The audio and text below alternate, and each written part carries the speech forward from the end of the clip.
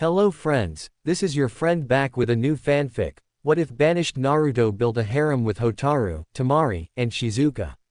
If you like this story, don't forget to like, share, and subscribe, and leave your thoughts in the comments. Now, let's start. Chapter 1. Birth of a Titan. Minato Namikaze, Yondaime Hokage and Kuroi Senko of Konohagakure, stood pacing outside the delivery room for the news of his wife and child.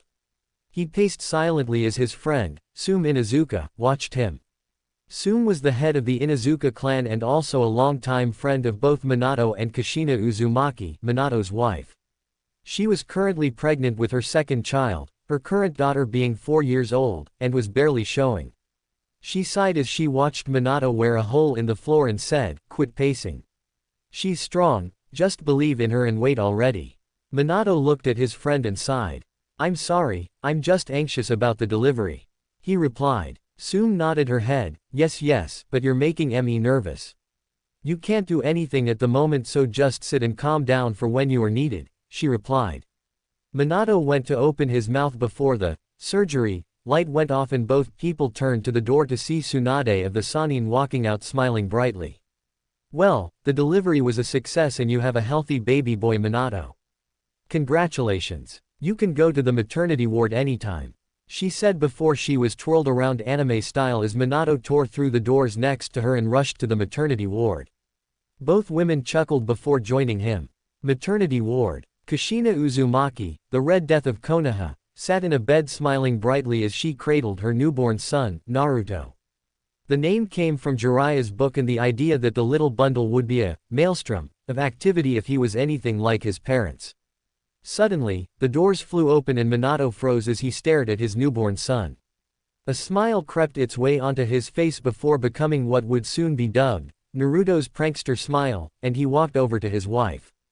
He stroked her hair and kissed her head before she spoke. "Beautiful, ain't he?" she asked. Minato nodded and said, "He may look like me, but I'll bet he has your personality." Both of the parents chuckled at that. Tsunade and Tsume walked in and smiled brightly seeing their friends so happy. Unfortunately, it was not to last. An Anbu burst into the room. "Hokage-sama, the Kyuubi has been spotted heading this way.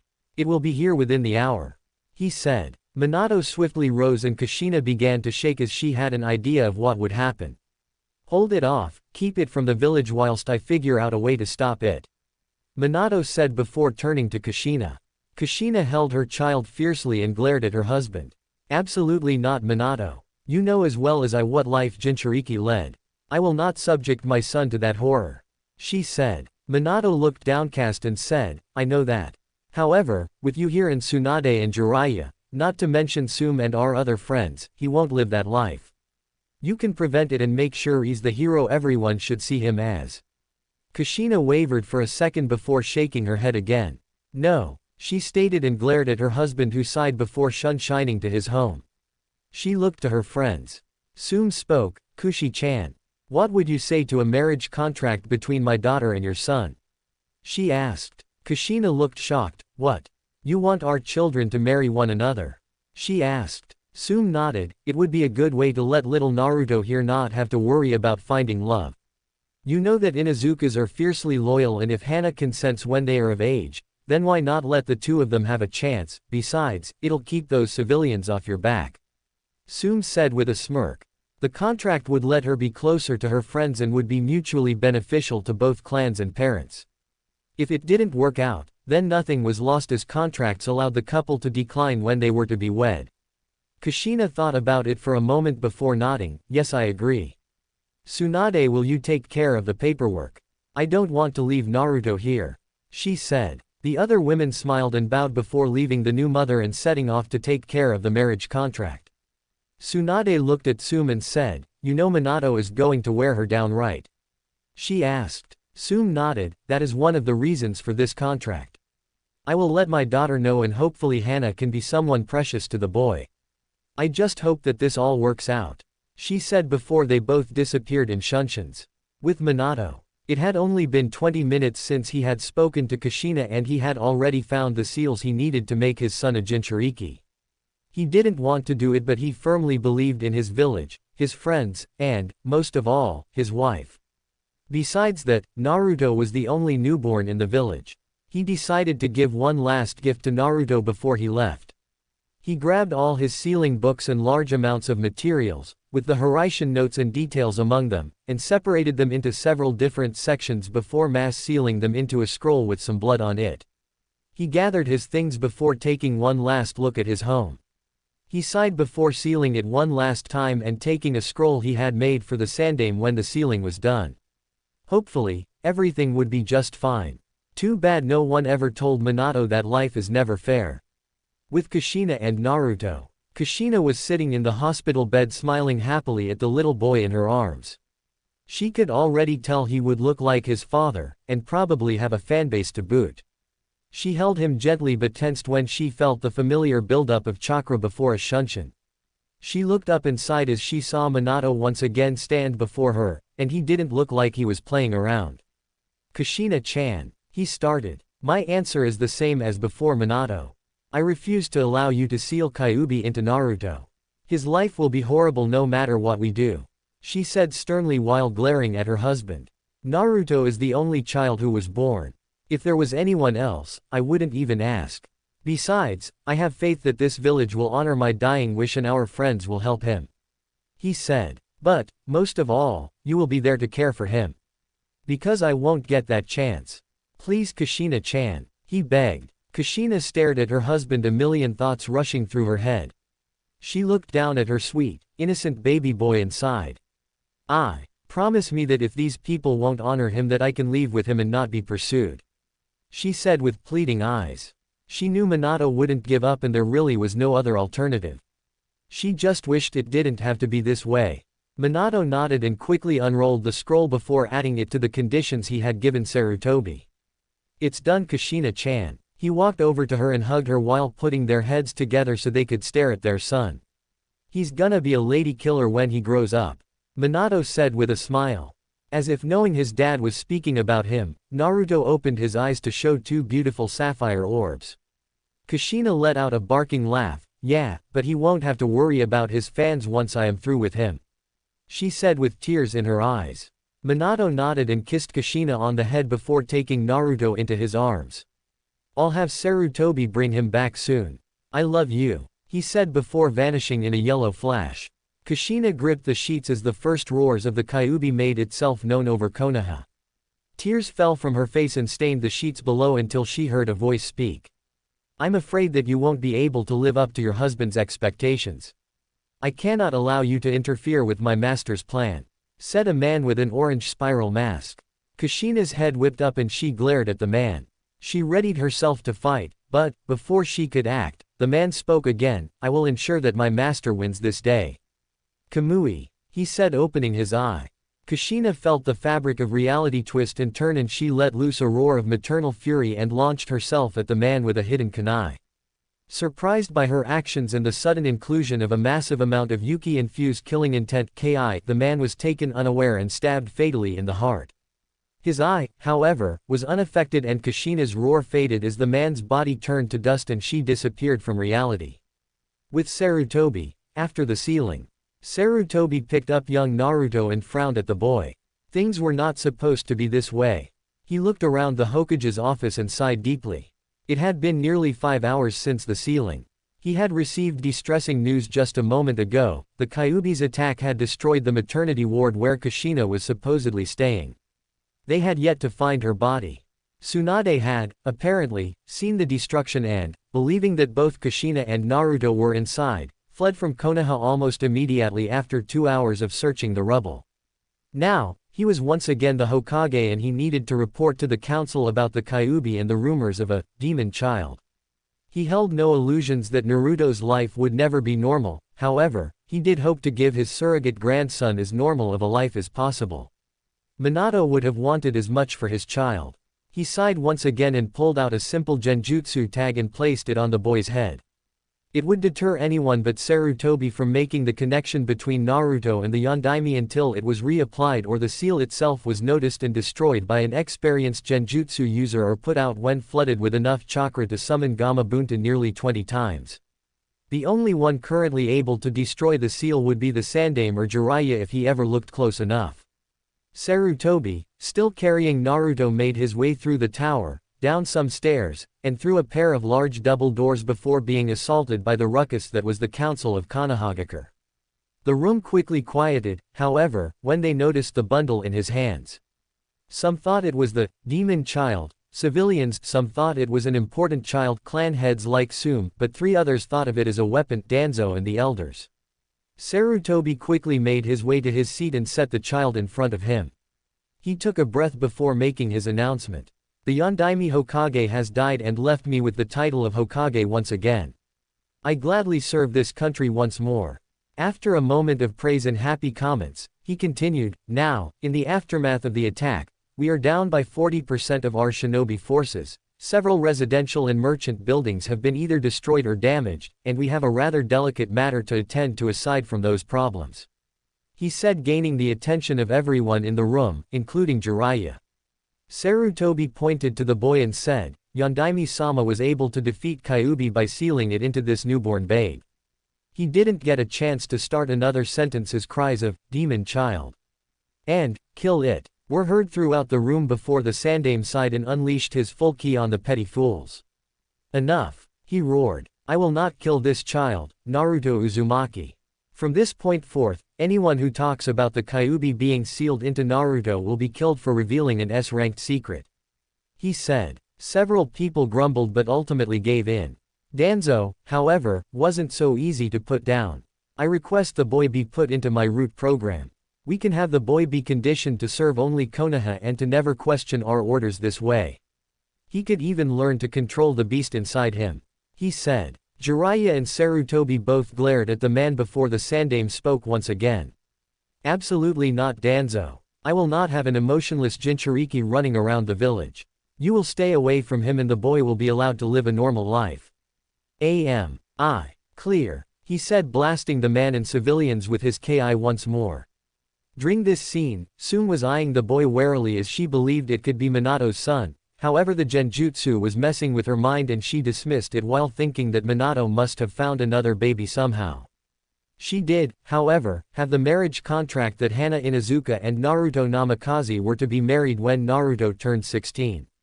Little did she know that the contract wouldn't be seen for nearly 12 years. Back to the meeting, the Sandaime sided some of the more covert attempts to control the boy or to outright kill him. He decided to put Naruto in the orphanage and let him have a chance instead of being sabotaged by the various council members. He made his decree and dismissed the council before he told Jiraiya to run his spy network and keep it strong while watching for anything related to Jinchuriki. Jiraiya nodded sadly and quickly made his way out of the village. As the Hokage dropped off Naruto, the matron smiled at the boy and put him with the other orphans of the night. If she had stayed even a second longer, she would have seen the intricate seal on the babe's forearm with the kanji for 6 emblazoned in the middle before it disappeared. Timeskip. 6 years, October 10, Naruto's birthday. Sarutobi took another puff of his pipe as he looked out on the village he loved so much, and hated at the same time. The past 6 years had been close to a comparable hell for the young Jinchuriki. While none of the younger generation knew of the Kyuubi, as per the change in his law by the damned civilian council, the older generation absolutely despised the boy and made no secret of it. Just last year the matron had kicked Naruto out of the orphanage and Sarutobi had been forced to get him a rundown apartment and an allowance from his father's estate. He tried to get the people to understand, but they were too blinded by hate. Not that he could blame them fully. He understood that Naruto represented the embodiment of the death and destruction that had occurred that day. He knew that the village needed to vent their anger. However, he knew they were going too far.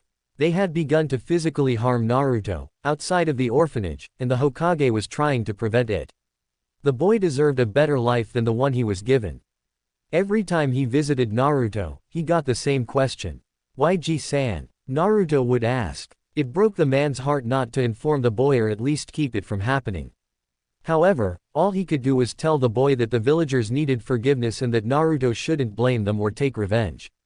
Little did he know that the unconscious repetition of this speech would fundamentally change the way Naruto viewed the world and his outlook on life. He sighed once again as he felt Chakra Signature's approach. He turned to the Anbu team and gave them a stern glare. This year, if one person enters Naruto Uzumaki's apartment without his consent, then I will personally kill you all. Understood? He asked in a deadly calm manner. The Anbu all nodded their consent before he dismissed them. This year would be the only year that Naruto did not receive a beating on his birthday. Naruto's apartment, 8 p.m. Naruto sat in his apartment all alone. He stared at the small cupcake that he had been able to purchase, at an outrageous price of course, with the single candle atop it. He quietly sung, "Happy Birthday," to himself whilst the Anbu ignored him from the outside. None of them cared about him, they simply had to guard him. He sniffled and then started to cry softly after he blew out the candle. The entire village hated him and he didn't know what he had done to earn their hate. In the orphanage, he had always been hidden away when adults had come to adopt a child, always being told that a demon doesn't deserve parents. He had cried initially, but he eventually grew used to the degrading remarks. He hid behind a mask of happiness, always smiling, always laughing, over the slightest thing. He knew it was but a defense against the village, but what else could he do? Ever since he had been thrown out by the matron of the orphanage, he had lived on the streets for a month before one of the masked men found him, and his Ji-san, as Naruto knew him, gave him this apartment. It was run down with only a small living room with a kitchen and bedroom attached with a bathroom inside the bedroom. He knew it wasn't much, but he was happy to know that his Ji-san cared enough to get him a place to live. He could only afford to buy ramen packets or, on rare occasions, to eat at Ichiraku's ramen bar. It was the only place in town that he could enter without being glared at, overpriced, or thrown out of. He smiled remembering the lunch the two ramen stand owners had given him and silently sent a prayer to Kami thanking them. Little did he know that a particular Kami was paying attention and she only wished she could do more. He remembered Ji-san always telling him to forgive the villagers, and while he didn't understand why he should, he took it to heart because it was the word of the old man who cared for him. Still, he knew the man was hiding the reason why he was hated and who his parents were. He had stopped asking simply because he knew he would not get a straight answer from the old man. Not that he didn't like the man, no he did, he just didn't trust him anymore. He finally stopped strolling down memory lane and grabbed his cupcake before slowly eating it. The only reason he ate so fast at Ichiraku's is so that he could leave and not affect their business, and so that no one can knock it away from him before he was done. In truth, Naruto liked to savor his food, not scarf it down like a ravenous dog. He sighed as he finished the cupcake and looked at the clock before heading to bed. He would be starting the academy soon and he would need his rest. He got into his room before he glanced down and noticed something on his arm. Now, luckily, the Sandame had been able to ensure that he received enough education so as to read and write at least moderately well. He noticed the kanji for 6 on his arm pulsing for a minute before a puff of smoke appeared and a book along with a letter addressed to Naruto appeared in his hands. He looked at the books before looking at the seal in time to see it pulse before settling back into his arm with a slight change. Naruto didn't know it at the time, but the seal had several compartments, and each one was more difficult than the last. Naruto would be able to gradually unlock the next level after mastering the current level of sealing that his father had given him. Naruto looked at the book once again before shrugging and grabbing the note. Dear Naruto, I'm sorry for what has been done and that I cannot be there for you. I hope you can forgive me and that these notes and books will help you. They contain all my vast knowledge on the art of sealing. Please follow in my footsteps and I will be watching from above. Naruto sat there a little perplexed at the vague message. He shrugged his shoulders and picked up the book titled, Sealing for Dummies Volume 1. He knew only one thing as he started on the first chapter of what promised to be something both entertaining and powerfully useful. He would honor the mystery man's wish. He would follow in this man's footsteps because, even though Naruto had no idea who he was placing his faith in Naruto, and Naruto had no intention of letting the man down. Chapter 2. Titan's Defense. A 10-year-old Naruto was running, in his usual bright orange attire, from the Junin that was chasing him after his latest prank. He laughed loudly even as he ducked into an alleyway and the Junin ran right past him looking all around. Naruto stayed hidden for a good 5 minutes before he dropped his henge of a trash can and bursted out laughing again. He smiled remembering his latest prank. Several people would not allow Naruto to buy regular clothing or unspoiled food so he would prank them. His latest prank, a masterpiece, if he did say so himself, used an exploding tag set to go off from underneath a rack of clothing and turn everything into a myriad of neon orange to lime green colors. He had snuck into the store and set it up in the early morning and watched from a balcony across the street. That was how they found out that it was him who set up the prank. What no one knew was the real reasons behind these pranks was to test his abilities as a shinobi. He tested his stealth and infiltration by setting up the pranks, his intellect and observation by planning them, his speed and stamina by running from the various shinobi that would chase him afterwards. Everyone just thought they were cries for attention, which they did have that effect, but Naruto didn't do them for that. Hell, he even had the Sandaime fooled. Ever since he had received those books on his 6th birthday, Naruto had realized that he was somewhat of a prodigy in seals. That paint bomb seal took him about 10 minutes to invent and keep all the bugs out of it. He had only studied seals for 4 years and yet he was an expert class according to the notes. With his prowess and ability, he would be a seals master by the time he was 12. Despite this revelation, Naruto hid it from everyone. Simply put, Naruto didn't trust anyone with the knowledge that he was actually good at something. Everything that was ever good in his life was stripped from him and destroyed. He wouldn't allow that with this. He trained in secret, at night and outside the village. He had found an old abandoned base with a desk that he could use. Apparently it had been used by some guy named Orochimaru, but Naruto didn't care. He did care, however, when he found Orotem's, as Naruto came to call him, cursed seal notes. Naruto had only been at a journeyman level with seals when he found it, but he understood the basic concept and idea of the mark. For a quick review, seals levels went from apprentice to journeyman to expert to master. Simple but effective. An apprentice could probably use seals but barely understood them. A journeyman could understand the basic seals and use most of the intermediate level seals. An expert understood everything up to intermediate level seals and could even use some, if not most, master seals. Finally, a master could do just about anything with seals, even use them in battle. The Yondaime was a true seal master while Jiraiya was more of an upper-level expert than a master. Naruto had found that he understood the curse seal and, recently, believed he could remove the accursed thing from anyone who wanted him to. He wasn't 100% certain if he could, but he was confident that, if a seals master like maybe Jiraiya would check his work, that it would be effective. He had figured out the catalyst, seeing as Orochimaru had been stupid enough to leave the chemical formula for it in the notes, that changed the person's body and mind. He had devised a seal that would purge the afflicted's body and allow him to destroy the seal at the same time. It would be painful, but possible. Naruto had also come to another conclusion in his studies. He was a Jinchuriki. He had noticed the complex seal array on his stomach anytime he practiced with his uncontrollable chakra. He had taken to studying it, even going so far as to make a copy and breaking it down into pieces so he could understand its function better. He had figured it out when he was 8 and he knew it had to be the Kyuubi sealed inside him. He had been a little scared at first, but after 2 years he just wanted to meet the beast and understand why it had caused so much destruction when there were no historical incidents with it before. He had tried to focus on his mind to access the area that previous Jinchurikis had mentioned within Orotem's notes, but anytime he did so he seemed to lose his concentration and was hit with a massive headache that would leave him wondering what exactly he had been doing right before. Orochimaru seemed to have a slight curiosity about how Jinchuriki would react to his curse mark.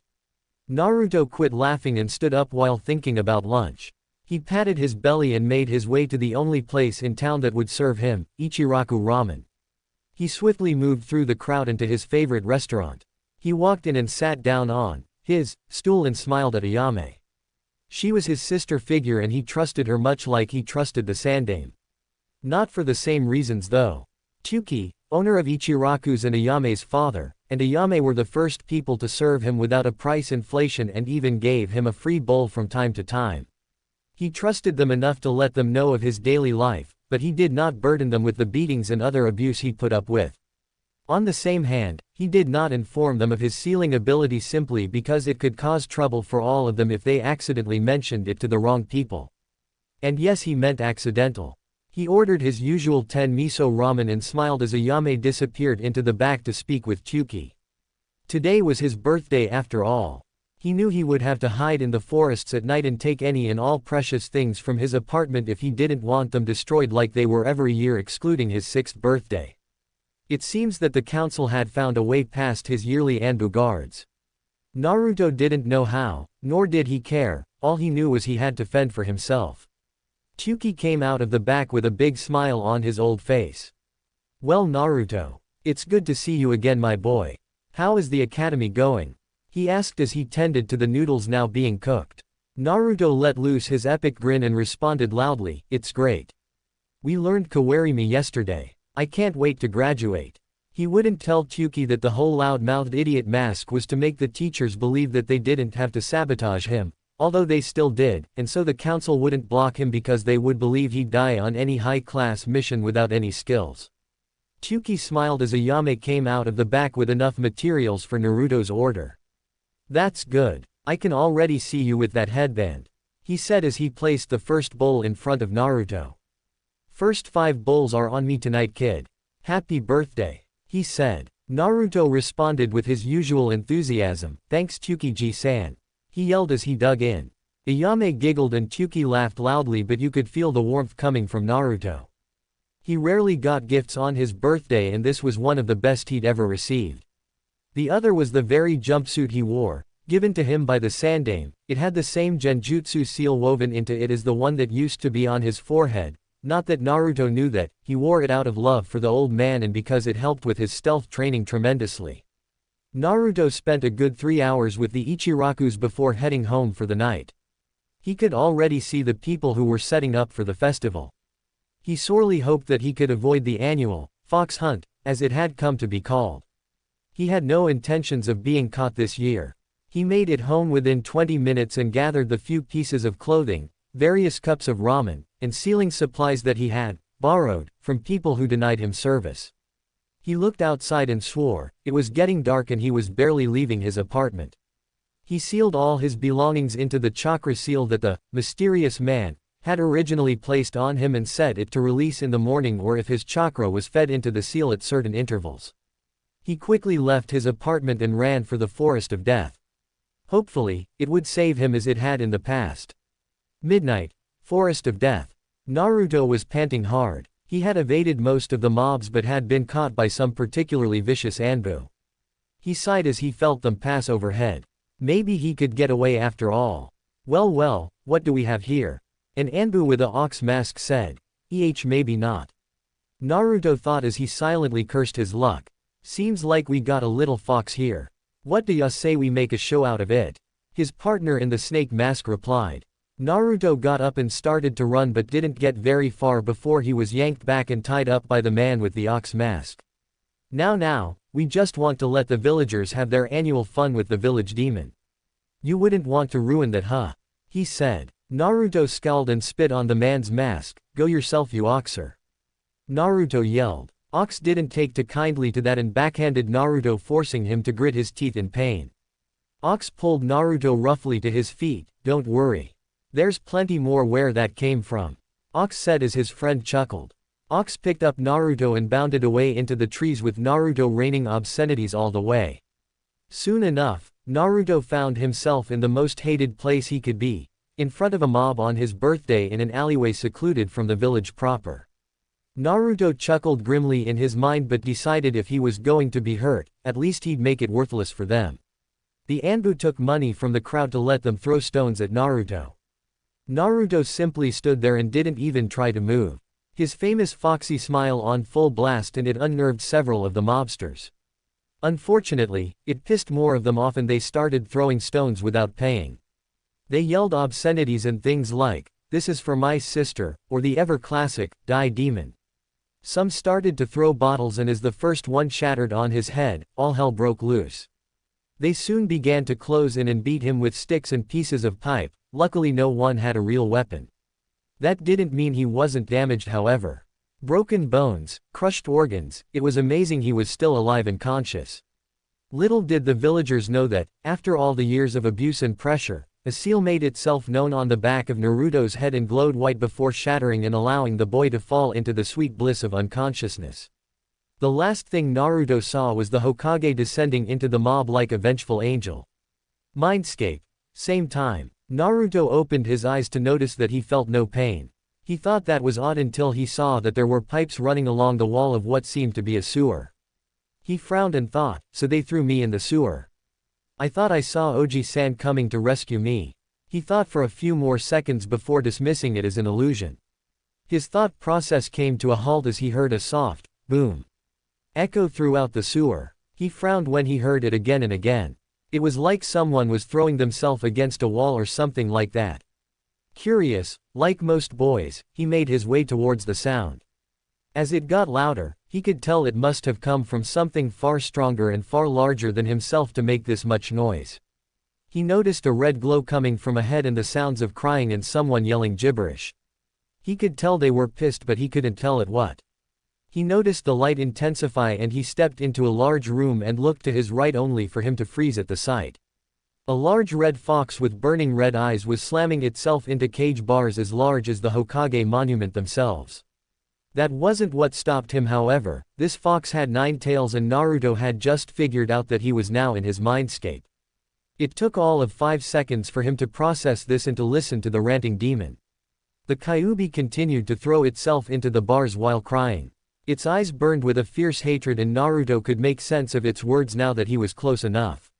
Let me out. The kid needs me. I will tear those humans to pieces. It yelled as it threw its weight against the seal once again. Naruto's eyes widened and then narrowed. Why does it want to help me? He thought. Please, please, let me help him. Please. Kyuubi said, its voice getting softer as its body collapsed, heaving from the effort of trying to help its container. Naruto was shocked to say the least. No one had ever just helped him before. He had been the first customer of Ayame and Tuki. Yet, here was a being, called a demon of all things, wanting to help him. Slowly, he made his way forward and to the fox who was still oblivious to its company. He looked at the gates for only a second before entering them and walking up to the being who wanted to help him. He sat down and grabbed one of the tails that had fallen still. Gently, he stroked its crimson fur, admiring the quality and sheer feel of it. Soft, almost like velvet, Naruto thought with a soft smile. Kyuubi's head shot up as, guess I can say it now, huh? Her container stroked one of the vixen's tails. She turned its head and was shocked to see the boy, no man that was stroking her tail without a fear or care in the world. No being had ever gotten close enough to Kyuubi without her permission before. Kyuubi's eyes softened and lost the crimson glow as they turned into a deep shade of cerulean blue. Yeah, I changed the color. Big whoop. Wanna fight about it? Kyuubi smiled brightly and spoke to the boy. It would seem that my container is either bravely foolish or foolishly brave. She said softly, her voice becoming more feminine without her rage fueling it. Naruto appeared unfazed as he continued to stroke her tail.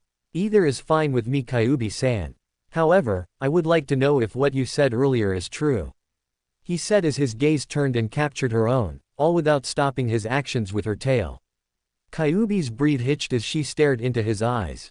Those eyes were far too old for a 10-year-old. Her gaze softened once again. Every word, Naruto-kun. She replied. Naruto stared for a moment before stopping his hand and earning a groan of disappointment from the vixen. He smirked at her and she blushed, although he couldn't see it. Well, it seems the fabled Kyuubi has a weak spot for her tails. He said as he stroked her tail once again, getting a low rumbling purr from the demoness. Kyuubi gathered her thoughts and smirked. So you figured out I am a female and have not made some stupid sexist remark. I'm liking you more and more, Kit. She replied as she curled up to put her snout directly in front of him. Naruto chuckled. Women are more important than men. Without women, we would not exist, for it is the woman that bears and raises a child. The man only aids in the process. Although, some men do take their responsibilities more serious than others and some women forsake their duty, but we are not here to discuss which gender is better. He said with a smirk at his resident. Kyuubi chuckled. Indeed, Kit. I wish to offer you something. If you accept, I will be most happy for you. If not, then nothing is lost on my end. She replied as she got serious. Naruto looked at her for a moment before nodding and said, very well, but what do you expect in return for this offer? Kyuubi was taken aback by that statement and replied, Kit, nothing. I have been awake for a week and, while I have not seen everything you have been through, why would you be so distrusting? Kyuubi could sense feelings coming from her container, but she could not look into his memories. Naruto was silent for a moment before replying, "No one has ever just given me something, Kyuubi-san. Even Oji-san made me promise certain things when he gave me my own apartment. My birthday gifts are out of pity, not because they simply want to give me something." His voice was almost devoid of emotion as he spoke. It was obvious he did not believe anyone loved him. Kyuubi frowned. She may have been an immortal demoness, but no one deserved to be unloved, unless they chose it, of course. Kyuubi nodded and said, "Very well. My offer still stands. I wish to help train you. I will teach you what I know of chakra control and what few jutsus I do know, including Shunshin and a few useful ones like Kage Bunshin. In return, I want nothing except your happiness. It is that simple. Take it or leave it, Naruto-kun. As a note, my name is actually Hikari." She dearly hoped he would take the offer. She wanted to see more of his life and help him. In just a week, she had seen the hatred he had taken, and having no one to love him was not something she would allow. She could see how kind he was to animals and the people who were at least neutral towards him. Naruto looked at her for a moment before nodding. She was about to speak when he spoke the words she thought she'd never hear. "Would you like to leave this cage?" he asked. Hikari blinked and stared at Naruto. What? She replied. Naruto continued to stare and responded, "I said, would you like to leave this cage?" I did not believe I would need to repeat myself. Hikari was stunned. He would let her out. Why would he do that? Naruto, that's... She couldn't answer. She knew the seal was strong. There was no way he could release her without destroying himself in the process. Naruto smiled softly, a true smile. "You are the first person to offer me something that I did not ask for. You are my friend, and, even if you were not, I cannot stand to see a girl cry nor to see someone behind bars when it is obvious they do not belong there," he replied sincerely. Hikari smiled and her body glowed until Naruto found himself staring at what he would call a goddess. She was about 5 feet 8 inches with crimson red hair, 2 red fox ears with black tips, and those beautiful blue eyes. Her skin was a healthy tan color and she had 3 whisker marks just like Naruto. She had DD cups and a slim waist that showed off her shapely rear and well-toned legs. She was wearing a beautiful red kimono and her 9 tails were splayed out behind her, red with black tips. Naruto gawked for a second before he heard Hikari giggling and he moved his stare into her eyes. He refused to be a pervert. She smiled at him, "Like what you see?" she asked as she gave a twirl to show off her form. Naruto simply nodded dumbly. She giggled again and Naruto found the sound to be like soft bells in the wind. "You were saying, about getting out of the seal?" she asked. Hikari's voice will be normal in her human form. Naruto nodded, "I studied the seal extensively. It won't allow you to leave with your power without killing me, but that doesn't mean you can't leave and then have me provide the power to you, nay?" he asked with a smirk. Hikari stared for a second before looking down. "You haven't even asked me why I attacked or anything. You haven't blamed me for all those people dying. Why are you being so kind?" she asked. Naruto grew serious. "I searched for a year for any mention of you being hostile in the past and found absolutely nothing. There was no reason for you to attack Konoha, so I figure someone must have tricked you or controlled you. I hope it's the first because I do not want to face someone who can control you," he replied. Hikari smiled and hugged Naruto before whispering a, "Thank you," into his ear. She pushed him back and grew serious. "Naruto, I was tricked by a man known as Orochimaru into attacking the village. Unfortunately, he is not what he appears to be." Seeing the confused look, she continued to explain. "Some years ago the celestial beings, along with the Biju, combated a vicious creature known as the Yamata no Orochi. We eventually succeeded in sealing away his power, but it seems that he has returned and is determined to achieve immortality once again and wage war amongst the heavens. He was able to catch me asleep and used a powerful genjutsu to cause me to fly into an uncontrollable rampage. I am sorry, Naruto," she said. Naruto simply nodded at the story. "That explains that," he said. "Now, to get out of the seal, I'm going to need your consent to separate your body and your power for a time. You can come and go inside the seal once this is complete, but, as I understand the seal, you cannot die so long as even 1% of your chakra is inside me. You will return when your chakra runs out and you will have to stay in the seal until it recharges." Luckily, your body will have enough so you could stay out indefinitely if you used only everyday chakra, he explained. Hikari nodded. Listen, Naruto. I wanted to ask your permission to see your memories. While I could just do it, I feel it would violate your privacy and I don't want to do that. She said. Naruto raised an eyebrow but smiled and said, thank you for asking Hikari-chan, but why would you want to see my memories? Most of them are not pleasant. His voice became sad and lonely at the end of that sentence. Hikari frowned and said, I want to get to know you a little better. Besides that though, I was thinking about making a contract with you and I was hoping to see something in your memories that would help me cater the contract to you. Naruto's eyes widened but he was curious. This contract, what is it? He asked. Hikari looked at him and replied, basically. It's an agreement between the two of us that I grant you a specific power and you do something for me in return.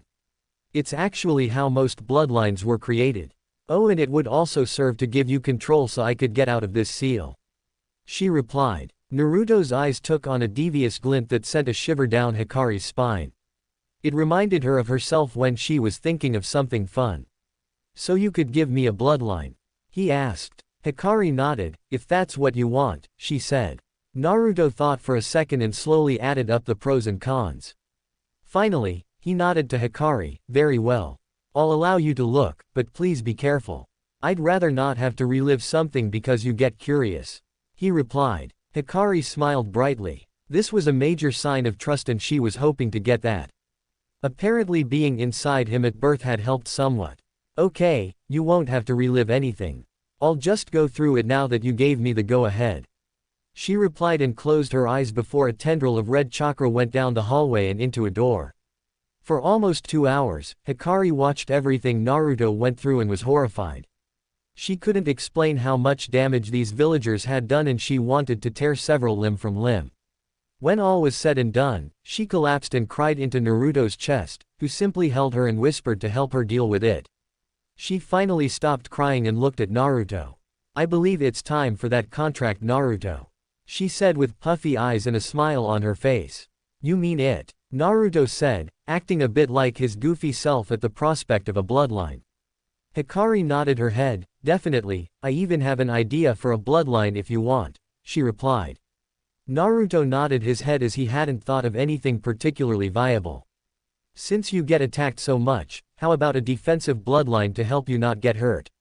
She suggested. Naruto cocked his head to the side as they sat on the floor Indian style. Yeah, but how? I mean, it's a great idea, but just how do we stop things from hurting me? He asked. Hikari put her finger to her chin in a thinking position and thought for a moment before snapping her fingers. I got it, she said. We will allow you to change your skin into an adamantium-like armor. I'll even make it resistant to jutsus to a certain extent. The only downside is that lightning jutsu would be extremely effective against you when your bloodline is active, she explained. Naruto thought for a few seconds before his grin grew to epic proportions. Great idea, Hikari-chan, he said enthusiastically, missing the blush that came to Hikari's face. Hey, when you see all of someone's life before your eyes, wouldn't you get a little attached too? Besides, her mind was already thinking of things she could clear's throat take care of, to make sure he's something every woman would want. She came back to the real world just as Naruto asked, so what would you want in return for this, Hikari-chan? I know you can't just give it to me. Hikari chuckled and sauntered over to Naruto, who suddenly had a very bad feeling about what she would want. What I want, Naruto-kun, is very simple. You see, finding a mate is a very tricky ordeal because I am very picky. Also, I can't mark you as my eternal mate because my power is inside you, so I don't have the strength to do so. Naruto's feeling got even worse as she was now face to face with him and breathing hotly onto him. My want, Naruto, is for you to make me your lover when you come of age, in other words, be my mate. She said with a bit of lust in her voice at the end to accentuate her point. Naruto gulped as he felt her body be pressed against his and her lips softly caressing his own. He slowly relaxed and enjoyed the kiss only to feel her break off and look at him smirking. Naruto nodded in consent and said, fine fine. It's a deal, Hikari-chan. Don't know why you'd want me though. He spoke softly at the end. Hikari just giggled and said, by the time I'm done with you, you won't be asking that question again. she said with a slightly perverse smile that Naruto didn't know whether to be happy about or be scared of. Now, let's get to work. Get used to the perverted girls because it's going to be a themed cute perverse giggle from Hikari. Time skip. 2 days. Sarutobi Hiruzen was having a horrible 2 days. First, his paperwork was so bad that he couldn't visit Naruto on his birthday. Then, he finds out that a mob has somehow caught Naruto outside his apartment on his birthday. Finally, he arrives on scene only to see his surrogate grandson being beaten to death and, when he takes him to the hospital, he had to threaten people to heal him. That was only day 1. Today, he spent 3 hours in the council room with the idiotic civilian council, and the apathetic clan heads, as they ranted and raved about how the demon had done some damage or other when Sarutobi knew it was a load of bullshit. When he finally dismissed them, it was noon and his paperwork had built up. He had been so tempted to burn it all. Instead, he had brought it with him as he had gone to the hospital to visit Naruto and, hopefully, apologize for the attack once again. He had watched for years as the village took its hate out on Naruto and had tried to help Naruto cope with it. He had been somewhat helpful, but he still didn't think that Naruto fully trusted him. He didn't know why, just call it a gut feeling. He had arrived at the hospital and proceeded to Naruto's room. He entered only to see him still asleep and hooked up to the various machines. He spent most of his afternoon there and surprisingly felt several small chakra pulses from Naruto. Before he could have it investigated by the doctors, however, Naruto stirred and began to wake up. This prompted Sarutobi's full attention because he didn't know if Naruto had met the fox. He had never been unconscious for more than a few hours, so it was logical to assume that something kept Naruto from awakening. He stared as Naruto's eyes opened and smiled when Naruto yelled out with his usual enthusiasm. "Hey Oji-san," Naruto yelled. Sarutobi chuckled before he responded, "This is a hospital, Naruto-kun. Please keep it down, but it is good to see you again. Although I wish it were under better circumstances," the Hokage said. Naruto chuckled and apologized. Sarutobi grew serious and said, "I'm sorry once again, Naruto-kun. You should not have to wake in this hospital," and yet, he never got to finish as he felt Naruto's glare. "I love you Oji-san, but if you give me one more speech about forgiving the villagers' ignorance, then I'm gonna take your pipe and shove it down your throat," Naruto said in a half-serious half-playful manner. To say Sarutobi was shocked would be an understatement. He was absolutely flabbergasted. Naruto would never threaten him. Just as he was about to accuse the impostor or look for some genjutsu or prank, Naruto spoke again. "I don't have the villagers, Oji-san. I'm simply tired of hearing the same thing every time I'm in the hospital. I know they hate me for something, but I just can't understand what it could be," Naruto said, his head going down in sorrow. Sarutobi looked sorrowfully at the boy. It was definitely Naruto to not hate the villagers, so it had to be him. Besides, he could feel the Kyuubi's chakra that lingered after healing the boy now that he focused on it. He considered telling the boy his burden here and now, like he had every time Naruto was in the hospital, but mentally shook it away and simply hugged the boy instead. Mentally, Naruto and Hikari were laughing up a storm. Literally, there was a storm in Naruto's mind of mouths just laughing. "Kid, you could start your own acting company. I can't believe the old man is falling for this," she told him. "I know. Kami no shinobi, he can't even see through a 10-year-old's bullshit," Naruto thought back as he hugged his grandfather. Honestly, Naruto didn't want to lie to the old man, but if the Hokage was keeping secrets, then why shouldn't he? After all, he knew there was no way Sarutobi would let him have continued access to Hikari. The safety of the village, and all that jazz. "Nay Oji-san, could I get out of here?" Naruto asked as Sarutobi pulled away. Sarutobi smiled softly and picked up his chart. After a few moments to make sure everything was in order, he nodded to Naruto. "Sure Naruto-kun, I can sign you out because it looks like you healed up just fine," he said. Naruto, still being a kid and in his mask, jumped up and rushed to put on his jumpsuit before dragging his Oji-san out of the room so they could go get some ramen. They quickly checked out of the hospital and headed to Ichiraku's for some dinner. Naruto kept up his mask and was able to throw off Sarutobi from remembering about the chakra pulses in the hospital room. Sarutobi smiled at Naruto and got up to go home as the Ichiraku's closed the shop for the night. It was getting late and he had to get home. Naruto bid him a farewell and watched as he disappeared down the street. Naruto smirked before heading to his hidden lab to check and make sure no one had found his hideaway or his notes on ceiling. Naruto's hidden lab, 10:15 p.m. Naruto entered and smirked as he saw all his notes still in the position he left them. He began to look through his notes until he came across the seal he designed for removing a cursed seal. He wanted to make sure that it would work theoretically before he even tried to make it into a practical application. He believed he had enough information to remove the seal, but he still had a nagging feeling that he should take a look at an active seal before he tried applying his seal. There may have been changes from the notes, or it may have reacted badly to the host's body and attempted to destroy its chakra coils or something along those lines. He sighed and set them aside, they were useless for now. He picked up a seal he had specially designed to make him faster and stronger than just using weights or a gravity seal. A resistance seal. It, basically, increased the force against every little movement he made. He had to be careful, however, because he could break his bones if he put it too high, or he could develop muscles that have nothing to do with fighting and cause them to limit his mobility during combat. He had found his way around that by adding in limiter seals so that the resistance was only on the muscles he wanted. He had studied anatomy just for the muscles, and, while he was no medic nin, he could properly locate and describe the different functions of bones and muscles in his body.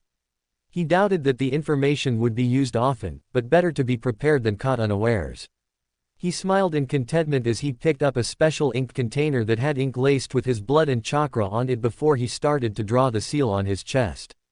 30 minutes later, in much rechecking of the seal, Naruto was ready to activate it. He sent a small amount of chakra into his seal and immediately felt his muscles begin contracting to work against the resistance. He smiled brightly and yelled in excitement as he declared the seal a success. "Congratulations, Naruto-kun. I am rather surprised at how good you are with seals," Hikari said in his mind. "Thanks, Hikari-chan," Naruto replied. "I am glad it worked, but I still wanna find a way to remove the cursed seal and maybe find a way to incorporate seals into my battle style," Naruto added. Hikari nodded mentally in his head. "I may not be a seals master, but I could probably help with organizing and challenging your ideas, Naruto-kun," she offered. Naruto beamed with happiness. "Thanks again, Hikari-chan. I would appreciate that. I never had anybody just offer to be my idea board," he said mentally. Hikari smiled in his mind. "Get used to it now that I'm here. I won't leave you and I won't betray you, my mate," she said, adding a little lust with the mate word. Naruto shivered and blushed in response. He wasn't old enough to have perverted thoughts yet, but that didn't mean that Hikari was going to wait. She had already explained what being a mate entailed and said that she would be enhancing a few of his features to make it more enjoyable for her. Naruto had actually given permission for it so long as she didn't change his ideas or his obvious looks. Not that she was going to do that anyways. He had no objections to it because it meant that he would have a family sometime later in his life and, secretly, that was one of his goals. Besides, who wouldn't want to be married, by demon standards, to a goddess like Hikari? Naruto didn't want to find the man that didn't. In any case, Naruto smiled warmly and replied, I seem to be thanking you a lot. What do ya say we just skip that and start brainstorming, ya?" Hikari laughed. "Very well. Actually, I may have a solution to your seals in battle idea," she said. Noticing she had his attention, she continued, "My chakra ability, that every biju has, mind you, is to literally make my chakra solid, usually into a cloak around my person. Now, you, by extension of me, now have that ability, but I doubt that you could form the cloak or anything small without enormous training in control and capacity." She noticed his disappointment but continued in favor of making him happy. "I do believe that you could trace a seal in the air using your chakra before touching it and activating its effects by making the seal into reality by using your chakra. You would have to train to focus your chakra to your finger, but that is far easier than controlling all your chakra and trying to force it into something small," she explained. As she finished, she could feel his happiness and giddiness at the idea that he could simply draw seals in midair. Naruto was grinning from ear to ear as he sent a mental hug to his mate. "All right. I can't wait to see if that works," Naruto replied enthusiastically. He looked at the clock and noticed it was midnight. He frowned as he knew the training would have to wait. He needed to leave now if he didn't want to catch the last call round of drunks. After a quick use of seals, and putting away all of his material, he promptly disappeared into the forest surrounding the entrance that was hiding in a bush. Konoha Streets, 12:30 a.m. Naruto was stealthily making his way home to sleep off the excitement when he heard a loud noise in the nearby alleyway. He was tempted to ignore it and continue on his way, passing it off as nothing but a regular everyday cat or something. However, he heard a scream and he froze. That was a female scream and it wasn't the good kind. He sighed to himself and thought, I can't let a woman get raped or something, I'd be worse than the villagers. Hikari-chan, think you could help me out if I get into trouble? He asked the Fox Queen. Definitely Naruto-kun. Let's see what's going on. She replied as she brought up a screen inside her cage to see through his eyes. Naruto smiled at Hikari's helpfulness and scaled the nearby building, only one story tall, and looked down on the alleyway. Enko Mitarashi was not having a good day. She woke up and got dressed rather quickly, but things went downhill from there. The esteemed council had denied her advancement to full Junin once again, with the only blemish on her record is the time away from Konoha when she had been marked by Orochimaru. After spending all morning trying to get them to change the bigots, she had gone to lunch only to find that her favorite dango stand had run out of dango and red bean soup, her favorite meal. After lunch, she was scheduled to do an interrogation, except that the man had, apparently, escaped from the custody of the Anbu. So, she had spent most of her afternoon tracking down the bastard and interrogating him. She had ended up with a new scar on her left arm and a sprained ankle for her troubles. It had been 9 p.m. by the time she was done and she still hadn't eaten dinner. After her report, she had promptly run to the nearest bar and ordered some dango and sake. That was where everything went straight into the gutter and kept going until it reached the deepest pits of the sewer. She hadn't been paying attention to her alcohol consumption and was thoroughly drunk. Unfortunately, several of the men who believed she was nothing more than Orochimaru's spy had found her and proceeded to secretly buy her drinks, and one of them had apparently slipped her a drug that would leave her very sober but completely disoriented. That is what led her to right now. She was surrounded by 6 men, all civilians, although one was a poison maker that had made the drug. She was down to nothing but her panties and they were preparing to rip them off when she had done something she had swore to never do: scream like a woman. She hated being weak, and this was the first time she was this close to being actually raped. Orochimaru hadn't touched her because, she believed, he liked little boys. Sure, people had tried before, but she had always kicked. She wasn't Konoha's snake mistress for nothing after all. They slammed her head into the pavement, making her vision swim, and she knew she'd probably black out soon enough. She cried at the thought that she'd lose her virginity to some jerks that were just trying to get their rocks off. The men just laughed harder as they ripped her panties off and forced her to sit up and look down at her form. "Don't cry, you're going to enjoy this, you snake whore," the man who had dropped his pants said as the other men were still laughing. He began to kneel down. Up on the roof, this was the scene that Naruto came upon. And it made his blood boil. He hated seeing anyone being taken advantage of, but to top it off with it being a crying woman, that was the line for Naruto. "Hikari-chan, can you get me enough ki to make these men shit their pants and never come near her again?" Naruto asked, knowing that was his only option right now as he had no sealing materials on him, not that he had the time to make the seals. Naruto heard a bestial growl come from the seal and smiled, "Of course I can. Show these men what happens when they try to take what is not theirs." Hikari said angrily. She agreed wholeheartedly with Naruto's sentiments. Men should not try to force themselves on unwilling women, and the ones that did were too weak to claim a real woman. Naruto noticed the man getting closer and focused all his ki on that one whilst Hikari helped to guide her own against the others. Needless to say, the effect was instantaneous. The men stopped and started to shiver, and Naruto smelt several disgusting smells as the men did exactly what he wanted. Shit themselves. Naruto felt Hikari put some of her chakra into his body and smirked at the looks on the men's faces as they came to face what they believed to be a demon. "You may want to leave while I'm still in a good mood, otherwise," Naruto flexed his claws, "I may not be so kind when I get down there," he said. The men looked at one another before they all scattered, too scared to think that he was just a 10-year-old boy.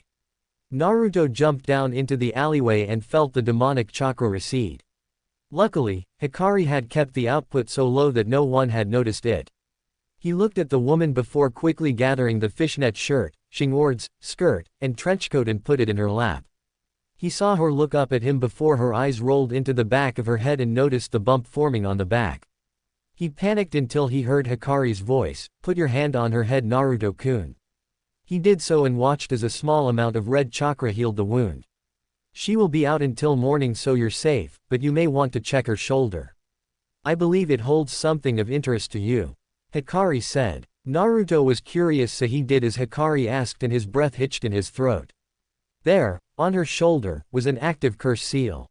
Naruto frowned. While inwardly he was happy to have found an active curse seal, he was very angry at the way on which he had found it. He sighed and tried to pick her up only to fail. He felt Hikari pump her chakra into his arms and legs. He mentally thanked her and picked up the woman. He didn't know her name nor where she lived so he resolved himself to take her to the lab so he could study the seal before she awoke. He struggled for a moment before hurrying towards the lab. Luckily, it took him only 5 minutes to get to the lab with Hikari's help. He set the woman down on the futon he kept here before covering her body up to her neck. He put her gear next to the bed and took a minute before sighing. "Looks like I'm not getting any sleep tonight. Let's get to work, Hikari," Naruto said, gaining a mental nod from the fox demoness. Chapter 3. Oath of the Snake Mistress. Enko slowly awoke. The first thing she noticed was that she was both covered with a sheet and she was. Her headache, which should have been prevalent, was nowhere to be found and she didn't know where her clothes were. She slowly opened her eyes while preparing her body in case she needed to fight off some pervert or rapist. What she saw, however, she was not expecting. She opened her eyes and looked to her right only to see her clothes and equipment. She looked around and noticed she seemed to be in an underground bunker of some sort. She scanned the room, taking in the mostly empty space, except for a few filing cabinets and a door that seemed to lead into a hallway. She kept going around until she came upon the desk that was littered with different papers. She couldn't read them from here, but she could see a few hanging off the edge. She silently got up and got dressed with all her gear. She didn't remember coming here but everything was hazy from the time she took her first drink till now. She quietly made her way to the door until she heard another door slam in the distance. Her heart raced and she tried to figure out what to do. Finally, her instincts kicked in and she quickly used her chakra to hang onto the ceiling directly over the door and wait for whoever it was to come into the room and interrogate them. Naruto had just finished making 3 bowls of instant ramen and was bringing them back to hopefully, awake woman and feed her something. He knew ramen wasn't particularly good but it was all he had. He was balancing the ramen and 2 glasses of tea on a tray when he walked into his study only to find that the woman was nowhere in sight. Hikari was asleep right now and he quickly grew concerned so he headed over to the desk and set the food and drink down. He immediately started to walk back towards the door when he was tackled by a purple blur. When Naruto walked in, Enko was shocked to see a 10-year-old boy tending to her and in a bunker no less. Still, she was wary until he turned around. She immediately suffered a flashback and everything that the men had done to her returned full force. The last thing she remembered before blacking out was a blonde-headed boy trying to pick her up after putting her gear into her lap. After freezing for a moment, and thinking for one more, she quickly decided on a course of action and sprang. Naruto rolled with the purple blur until he found himself being pressed into the futon by the very woman he was about to go look for. He stared up at her until he found a kunai at his throat. Immediately, his demeanor changed and he glared at her with as much ki and unrestrained hate as he could muster, which was a very large amount considering what he put up with daily in Konoha. Enko was shivering. If she hadn't faced Orochimaru's ki, she would have been knocked out by this kid's ki. A kid, not even out of the academy, could produce enough ki to rival a Sannin. That was damn impressive and it caused Enko to rethink her plan. She had originally intended to interrogate the kid on what he was doing but now she was impressed and a bit curious as to just why this kid could produce so much ki. She took a closer look and gasped, she had the Kyuubi Gaki. Oh, this was so not good, the Sandaime would kill her if she hurt him. Naruto cleared his throat, gaining Enko's attention. You know, this is an awful way to treat someone who saved you from being raped, he said coldly. Enko chuckled nervously, I know that, but why did you save me? She asked, genuinely curious as she removed the kunai from his throat, although she didn't let him up. Naruto looked at her curiously. Do I need a reason to rescue a beautiful woman from being taken advantage of? He asked seriously, his cold edge slightly abated with the kunai gone. Enko blushed, in both embarrassment and from the compliment, as she remembered that he had saved her and hadn't done anything to her while she was knocked out. Sorry, I'm just not used to people helping me. Normally, no one would care, so I was curious as to why you would. She said as she let him get up. Naruto stood up and stared at her for a moment before extending his hand. Naruto Uzumaki. And considering my reputation, you should know the answer to your question. He said. Enko smirked and grabbed his hand. Enko Midarashi, sexy and single snake mistress of Konoha at your service, she replied. Naruto shook her hand and let it go. So I'm assuming you knew Orochimaru before his betrayal and that's why those men called you a snake whore? He asked bluntly. Enko winced but hid it behind her mask and smiled brightly before saying, nah, you do one guy in his office and word gets around even when you threaten him and his friend to remove their unmentionables. She replied with her usual gusto. Naruto frowned as Hikari woke up in his mind. She is hiding her pain just like you, Naruto-kun. Perhaps you should help her with it. Naruto sent a mental shake of his head. I'd have to remove that seal and, after studying it, I need to add a few things to remove and destroy the piece of Orotem's soul, otherwise she'll die as it is now.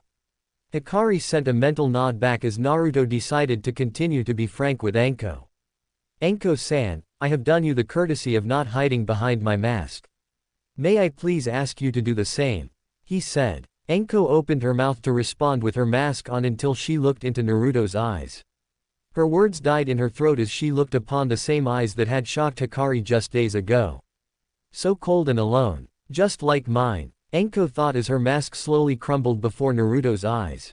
Fine Gaki. Yes, that's why they called me a snake whore and that's why nobody ever helps me. Only my friends Kurenai-chan, Hana-chan, Yugao-chan, and the Hokage believe me to be loyal to Konoha and only the old man has broken my mask. She replied. She didn't know fully why she felt compelled to confide in him, but she did know she felt like she could trust him with her life. Naruto smiled softly. Thank you, Enko-san. I don't know why but I feel like we outcasts should stick together, nay. He said. Enko chuckled. Indeed we should, kid. So tell me, where are we anyways? She asked. Naruto frowned. We are in an underground bunker I found and used to study my passion. I don't trust the villagers to not destroy the only thing I'm good at or that I take an interest in. He replied. He quietly walked over to his desk and picked up the notes on the cursed seal before sealing them away into his arm. Enko looked at him curiously, and that would be? She asked. Naruto looked at her, sizing her up. Tell her, Naruto-kun. It may help you to win her full trust if you show her some of your own. With a mental nod, Naruto spoke. Promise not to reveal where this is and what I'm working on to anyone. Even the Hokage? He asked. Enko was, once again, surprised by the boy. He really was secretive. Still she could defend herself, he can't. She nodded. I promise on pain of death not to reveal it. She replied. Naruto nodded in appreciation. Sealing. He replied. Enko raised an eyebrow. Sealing is a difficult art. Not many shinobi find it useful and most discredit it unless you're an acclaimed sealmaster like the Yondaime or Jiraiya of the Sannin. She said. Naruto nodded again, exactly why I like it so much. No one knows what sealing is capable of and very few, if any, shinobi have a defense against it. Besides that, I seem to have a knack for it. You know those people who have been getting pranked for a while now? He asked. After getting a confused nod from Enko he explained, they're all people who treat me like shit so I usually just develop a weird seal to screw with their business. One of the shop owners who refused to sell me kunai, I made a seal that converts some of the chakra in the air into electricity so anyone who entered his store and tried to pick up his metal equipment got a light shock for about a week. Naruto said. Enko's mouth was hanging off her jaw. Gee Gaki, that's incredible. Do you have any idea how much someone would pay to have a seal like that in their vaults? She said. Naruto thought for a second before shrugging. Never thought about it honestly, but you do raise a good point. Maybe I should find someone to sell my seals so I can get out of that rat hole everyone calls my apartment. Naruto thought out loud. Enko looked at him sternly. What do you mean rat hole? She asked a little annoyed. Abuse on the streets was one thing, but she believed that everyone's home should be their safe area. Naruto shrugged. I've always lived there ever since I was kicked out of the orphanage when I was 4, he replied, dodging the question. Enko wanted to glare at him but sighed instead. Fine, you don't have to answer me. She eyed him up and down before speaking again. You're in the academy, aren't you? She asked. Naruto nodded. Yes, but I am being sabotaged even with my mask of stupidity. I can't control my chakra as it is, and no one will teach me the proper taijutsu style. You know, it'd be easier to tell you the things they do teach me, which is pretty much the lectures on history and stuff. The practical I am usually thrown out of, he replied. Enko's blood was boiling. How dare they sabotage such an untapped resource? She thought. Just from this meeting alone, she could tell Naruto had immense potential and she refused to let it go to waste on the bigots of the academy. They may be able to sabotage you, but that doesn't mean I can't help you, she said, smirking at the thought of training this diamond in the rough. Naruto smiled softly at his new friend. In his mind, you'd really do that? He asked. Enko nodded furiously. Hell yes. Geez kid, from your ki and sealing abilities alone you'd make a great shinobi. Ninjutsu isn't really applicable until Junin level. Genjutsu is more for those specialized in it. Taijutsu, well, that's needed at every level, so that's what we will work on first. Chakra control will have to wait until I deem you at an acceptable taijutsu level, she replied. Naruto's smile threatened to split his face. That's fine. Thank you, Enko-chan. Oh, can we keep this from the old man? I wanna surprise him when I pass the exams, he said. In his mind, Naruto made a solemn vow to complete his curse seal removal soon so he could help his new teacher and friend. Enko thought about his request for a second before nodding. Very well. However, I expect you to pass those exams with flying colors, you understand me? She said with a serious tone but a smile on her face. Naruto nodded. Hi. He responded, happy that someone else was taking an interest in him. It seems that this was a good week for him. In his mind, Hikari was smirking up a storm and giggling perversely. Hopefully she becomes another one of Naruto-kun's lovers. She looks like she'd love to tease him mercilessly. Hey, I'm gonna have so much fun, Hikari thought. Time skip. 1 month. Enko was smiling broadly as she stepped into her dango stand to meet the girls.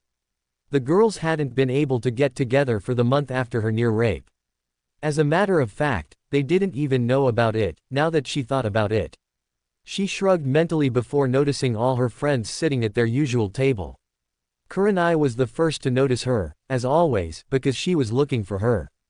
They had been on alternating mission schedules, so they hadn't had much time to talk. Kurenai Yuahi was a black-haired, red-eyed kunoichi that wore a dress that looked like it was made of medical tape. She had a curvy figure, much like Enko's own, with lower D-cups and shapely legs. She had recently made Junin and was planning on taking a team from the graduating class this year. She had made a reputation of being ice cold and earned the moniker, Ice Queen, of Konoha because she never went on dates with men.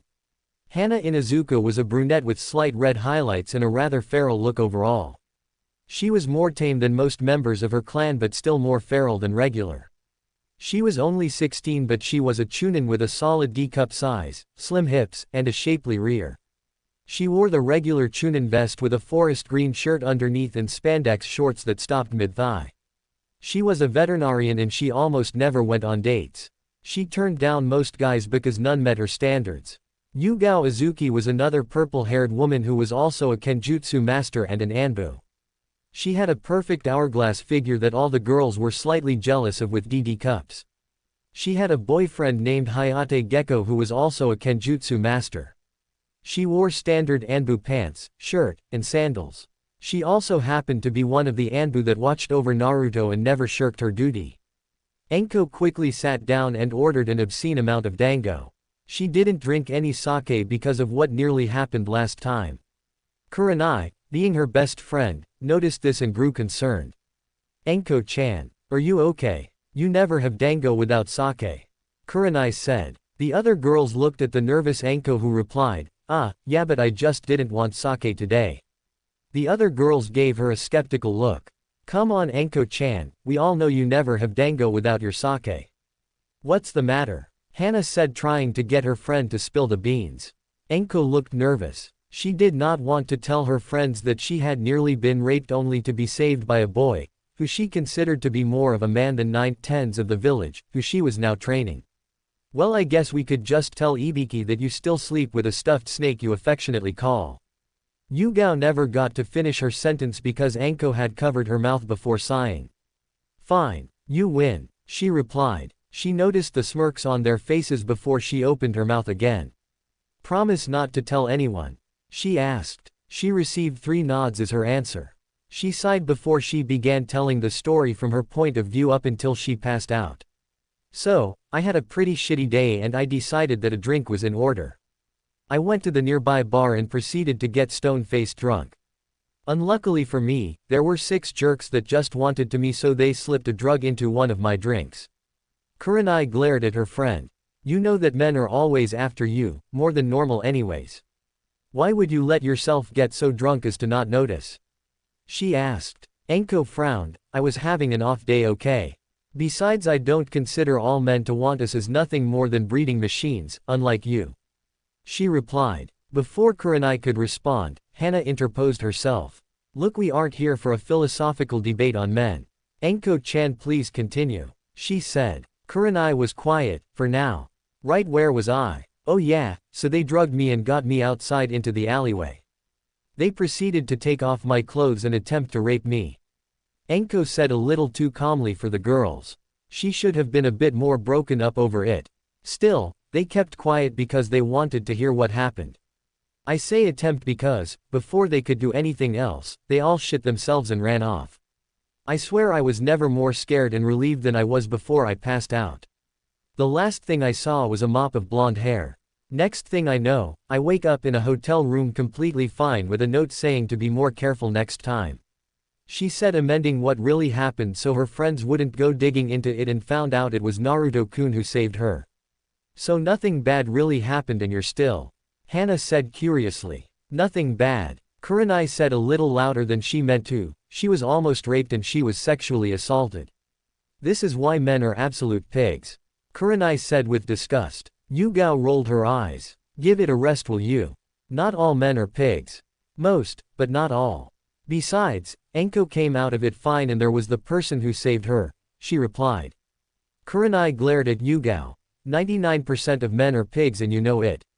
I bet the person who saved Anko-chan was a woman who couldn't stand to see the rape, she replied. Hana sighed again. Not this again, please. Let's talk about something else. Has anyone seen anything funny lately? She asked, desperately trying to change the subject. Anko chuckled. Well, I saw an orange-clothed gaki turn a fruit stand into a fruit salad, if that counts as funny, she said. What could she say? She was proud of the gaki. He had taken to her training like a fish to water, scratch that, like a sponge to water. He absorbed what she taught with a zeal that made Orochimaru seem tame in comparison. Not that she would ever compare him to that Tem. Naruto had come a long way from his brawler style when they started. He was able to take her snake style and change most of the basic katas to make his own style that he liked to call Raken, meaning back fist.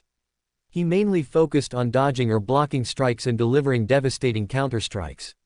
He had a few offensive katas, but they were mostly basic ideas at this point. He was, by no standards, an expert, but he could pass for a mid-level genin, and she expected he could probably fight off a chunin if he was prepared with his seals. She had also been able to help him with his stealth and chakra control. He was able to do water walking rather well but still needed to work on it. His stealth was easily Anbu level, as even she had trouble finding the blonde-haired nuisance when he really wanted to hide. When he changed into clothes that didn't make him a neon sign, he could probably infiltrate the Hokage Tower and get away with it. Back to the girls, they spent the rest of the afternoon chatting about different things like clothing trends, which Anko ignored of course, Naruto's pranks, which they all found amusingly enjoyable, and missions. They parted ways around 5 p.m. and Anko made her way to meet her unofficial student. She expected much out of him and hoped to see more progress soon. Time skip. 1 month, 2 months since Naruto met Anko. Naruto was in his lab when he suddenly jumped up and yelled, "Eureka, I did it!" In a very un-Naruto-like way. He started to dance around until he heard chuckling coming from his head. "Congratulations, Naruto-kun. You have successfully completed the seal to remove Enko's blemish. Hikari said with a tone of mirth at her cantainers and mates' actions. He could act like such a child when he was excited. Naruto scratched the back of his head, sorry about that. But thank you. It would have taken another month without your help. He thought. He only got a mental blush from the praise before he started cleaning up his lab and thinking of ways to tell Enko about both Hikari and the seal. Hikari and Naruto chatted back and forth for an hour before deciding on a course of action. They didn't want to frighten their new friend and lose her help. They decided that telling her about Hikari first would be the best idea. She would probably overreact to the fact that he could remove her curse seal and not let up until he did it. Naruto nodded in acceptance of the plans they made and immediately set up the lab to remove her curse seal. There was no way they could do it anywhere else.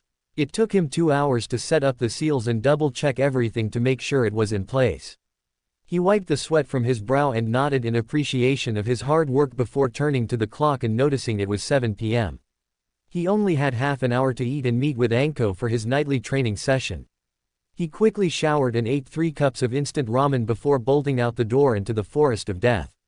Forest of Death, 7:32 p.m. Enko tapped her foot on the tree branch as she waited for her student. He was never late before and she was beginning to worry when she saw his orange clothes burst through the treeline outside the Forest of Death and proceed to hop over the fence. She smiled inwardly. She had really come to both respect and like the blonde ball of energy. Even if he was serious when they were alone, he was always happy to see her and train with her. It's nice to have someone appreciate me for once, she thought to herself as Naruto landed on the branch next to her. Naruto landed and smiled brightly at his friend, Sensei. She had taught him much in the past 2 months and he was deeply indebted to her. He decided to cut straight to the chase as he knew she did not like to beat around the bush. Enko-chan. Enko looked at him intently. I have something private I wish to speak with you about, so could we forego training tonight and head back to the lab? He asked. Enko raised an eyebrow and replied, I guess so Gaki, because you haven't missed any of our sessions yet and today was the only day you were late. What's so important that you want to be in the lab for it? She asked curiously. Naruto looked around before turning his back to her and readied himself to jump. The reason why I'm hated. He replied before jumping away, hoping that was enough to get her to follow him. Enko stood there for a second processing what he said before she sprung after him. Did someone tell him he was the Kyuubi? Oh god, I hope not. I'm gonna kill whoever told him. She thought as she increased her speed to try and catch the orange blur. Naruto's lab, 7:45 p.m. Naruto landed and immediately went inside before setting up the 2 chairs he had in the main room. The seal setup he planned to use was in one of the smaller rooms so Enko wouldn't see them too early. He sighed and tried to calm his nerves as Hikari whispered soothing promises from the back of his mind. He looked up as the door opened and Enko stepped in only to immediately sit down in the open chair and stare at him, obviously expecting an explanation. Naruto sighed again and looked Enko straight in the eyes. I hate to say this again, but I need your oath as a kunoichi and as a person that you will not reveal anything of what I say here today. If this information got into the hands of the civilian populace, I have no doubt that I would be killed almost instantaneously. He said seriously. Enko's brain was in overdrive. The last time he had only come off with half his secrets. It seems like he trusted her enough to tell her all of them now. That one thought made her nod her head in acceptance. No one else had trusted her with all of their secrets. I swear an oath on my pride as a kunoichi and a woman that I shall not reveal what you tell me here. She replied seriously. Naruto smiled at her. Thank you Enko-chan. I promise you will be happy by the end of this discussion. He said, confusing her. Why would she be happy? Please do not interrupt me until I am finished with telling you my story, okay? He asked. She nodded, so he continued. 2 months ago I met you, but I also met the Kyuubi no Kitsune 2 days before that. Let me start out by saying that she is not what everyone makes her out to be. Yes, Kyuubi is a she and her name is Hikari. Enko's jaw dropped before she suddenly pumped her fist in the air. Hell yeah, another one for the girls. She yelled enthusiastically. Naruto groaned as Hikari spoke up. I knew there was a reason I like her. Teihee. Hikari mentioned. Yes, anyways, I was being beaten by a mob on my birthday and I was eventually knocked unconscious. I met up with Hikari-chan who was throwing herself against the seal trying to get out to help me. That got an appreciative and surprised look from Anko, a rather funny sight actually, and a mental blush from Hikari. We talked for a while before I agreed to sign a contract with her that stated she would give me a bloodline and, in return, I would be able to give her a body and chakra outside of my body from time to time. Well, that and I am officially her mate, but that's just bonus. He said with a smile at the end. Anko took a moment to take her jaw off the floor and shook her head. Only you, Gaki. I'll trust you with Hikari, for now, but could I meet her? She replied. Hikari smirked in his mind as Naruto nodded and he molded her body next to him. As soon as she was formed, she moved behind him and wrapped her arms around his neck, pressing her assets against the back of his head. Hello Anko-chan. I am Hikari, the Kyuubi no Kitsune. Thank you for taking care of Naruto-kun for me. I can only do so much, she said. Anko's mind went blank for a second before it rebooted and reminded her about Hikari being mated to Naruto, so she ignored her blatant sexuality and said, let's just get one thing straight, I'll trust you because the Gaki trusts you. But, he pulled out a kunai and started playing with it. You hurt him and not even Kami could keep you safe from me. She said seriously. Hikari chuckled, I won't hurt him. I am making a few cosmetic changes though. Naruto-kun agreed with it all beforehand, so it's far game. She said. Anko nodded and put her kunai away. Naruto sighed and said, since you're fine with that, I have another bombshell for you. Anko gave him her full attention. He took a deep breath and said, I can remove your curse seal. Time seemed to stop for Anko. Not even Jiraiya could remove the damn thing and Naruto was telling her that he could remove it. It shouldn't be possible, and yet, she had seen some of his seals and she knew he was serious when he said he had a knack for them. Her eyes hardened as she glared at Naruto. Gaki, if you're messing with me, not even Kyuubi could help you. She said coldly. Naruto flinched slightly. I'm not lying. I have everything set up and was going to remove it for you whether you kept my secrets or not. He responded. Anko looked into his eyes and didn't see any deception. For almost 5 minutes, they stared at one another until Anko spoke again. Gaki, you remove this seal and I am your bitch for life. You want to me every day for the rest of my life, fine. You wanna get a group of your friends and gangbang me, I'll do it all with a smile on my face. Hell, you can cut off my tits for all I care. Just remove this damn seal. She said, yelling at the end. Her eyes had tears in them as she desperately wanted to be rid of this stain on her soul. Naruto opened his mouth to respond that she didn't have to do that when Hikari forced it closed. He looked at her curiously, as did Anko before she wagged her finger at Naruto. She knew what he was going to say and she wouldn't allow it. She walked over to Anko and said, stand up. Anko was confused but did as she said. Hikari circled Anko slowly, touching her and testing her body like one would a piece of fine meat before she nodded in acceptance. She had only seen Anko's body, she wanted to test it first before she put her plan into action. She smirked as she leant in and whispered hotly into Anko's ear. You made a good offer right there and I intend to make you live up to it. As a little incentive, I'm going to tell you what I'm doing to his body for the future. Anko's eyes were fluttering as she felt the hot breath on her neck and ear. He's already got stamina in spades, so that's an easy one. I've already increased his sperm count, so, when he's grown, he'll be able to cum buckets easily. I'm making sure his body will be supremely flexible for both combat and the activities in the bedroom. Already, Anko was having trouble hiding her increasing arousal, but the best was soon to come, the last and most important thing I'm doing. He's going to be hung like a horse.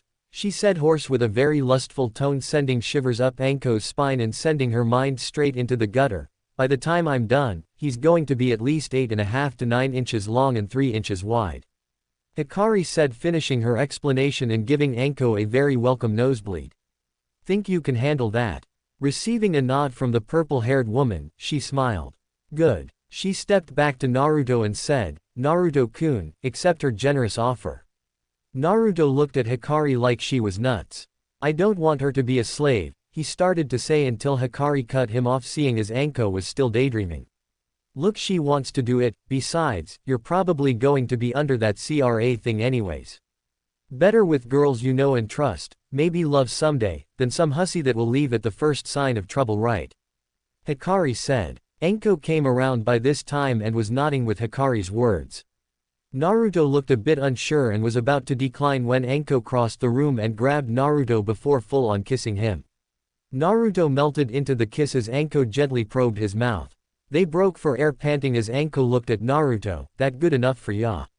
she said. Naruto nodded dumbly. "Good, let's go get this seal off," she said as she dropped Naruto and turned to head out of the room. Hikari stepped up to Enko and put a firm hand on her shoulder. "That was his first kiss. You won that, but I'm the one who gets to take his virginity, got it?" she said, too sweetly to be real. Enko nodded nervously and Hikari smiled brightly. "Great. I know we will get along just fine, Enko-chan," she said as she wrapped her arm around Enko's shoulder and led her to the room where the unsealing would take place. Naruto struggled up with a dazed look on his face before it split into a goofy grin. "If that's what a kiss feels like. Damn, I'm glad I got two beautiful women to do that with. And, according to the CRA, I'm gonna need more." Hey, he thought as he headed for the sealing room. No, he will not be an open pervert, only for his girls. Sealing room, 8:45 p.m. Naruto stood behind Enko, who had her shirt and trench coat off as he painted the seal onto her back and over the curse seal. He took his time to ensure that every piece of the seal was perfect and in place. He double-checked and triple-checked the seal on her while Hikari checked the seals he had set up beforehand. Hikari gave him the sign that everything was okay and then disappeared back into her cage so she could complete her part of the unsealing. Naruto had set up an amalgamation of seals. One seal purged the strange chemical that allowed the seal to change the user's mind and body. Another would actually reverse the damages made by the seal. This could not be used for medical reasons because it was specifically made to counteract the chemical compound. Yet another would expel Orochimaru's soul from the seal so that the user's body could, once again, reach its full potential. The last one, made specifically for this night, redirected that piece of Orochimaru's soul into the seal on Naruto's stomach so Hikari could have some fun with the bastard. Naruto nodded as he took his place in the sealing circle. He looked towards Enko, who nodded. "All right, this is going to hurt a lot. Please bear through it," he said. She nodded and pulled out a strip of leather before biting into it.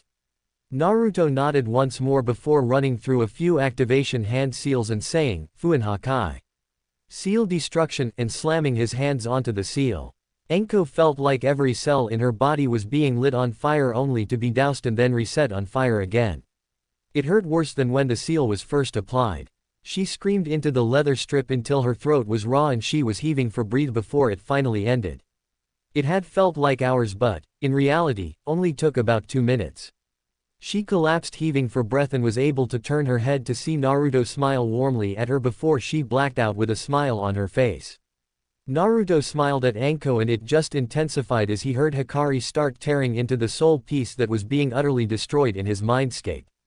He got up and slowly walked over to Enko before half-dragging her to the bed in the lab and setting the alarm for 8 a.m. He had miscalculated the chakra needed to destroy the seal and had ended up using nearly all of his Junin-level chakra to destroy it. He sighed as he laid down on the floor next to the futon. The next thing he knew, he was inside of Enko's arms as she crushed him to her body. He blushed but promptly passed out from not having any chakra. Hikari giggled in his mind but didn't wake her container.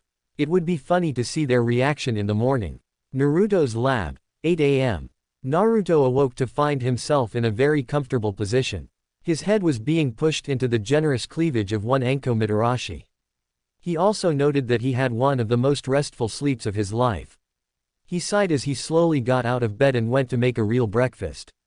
He had started to henge and buy regular food ever since 2 months ago, but he still loved ramen. He spent a good 15 minutes making a breakfast of eggs and toast before he calmly poured 2 glasses of orange juice and bringing them to the study bedroom. He walked in only to see Enko smirking at him. "You know, usually, I'd kill a man for being in MYS, she said nonchalantly. Naruto started sweating even as he put the breakfast in front of her on a tray. "Good start," she said before she started laughing at the look of complete terror on his face. "Calm down, Naruto-kun. After all, I kissed you yesterday and you removed my seal as promised."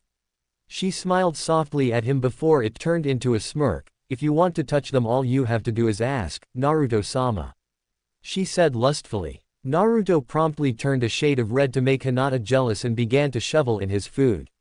"Oh yeah, we are gonna get along just fine, Enko-chan," Hikari said as she laughed in Naruto's mind. "Stupid perverted girls," Naruto thought, still blushing, causing Hikari to laugh even harder. Suddenly, Naruto remembered something. "Enko-chan, I know you probably want to go run and tell everyone you're free of your seal, but can I ask you to wait off on that until I'm a genin? If the civilians knew I had access to Orotem's notes." He let the answer trail. Enko sighed, "Yes, that's fine. I swear those civilians need to die because all these secrets you have to keep are stupid. You shouldn't have to hide for fear of retribution for something you do exceptionally well," she said with a frown. Naruto nodded in agreement. "I know what you mean. I'm sad I have to hide it, but once I'm a genin, it won't matter because I'll be under the old man.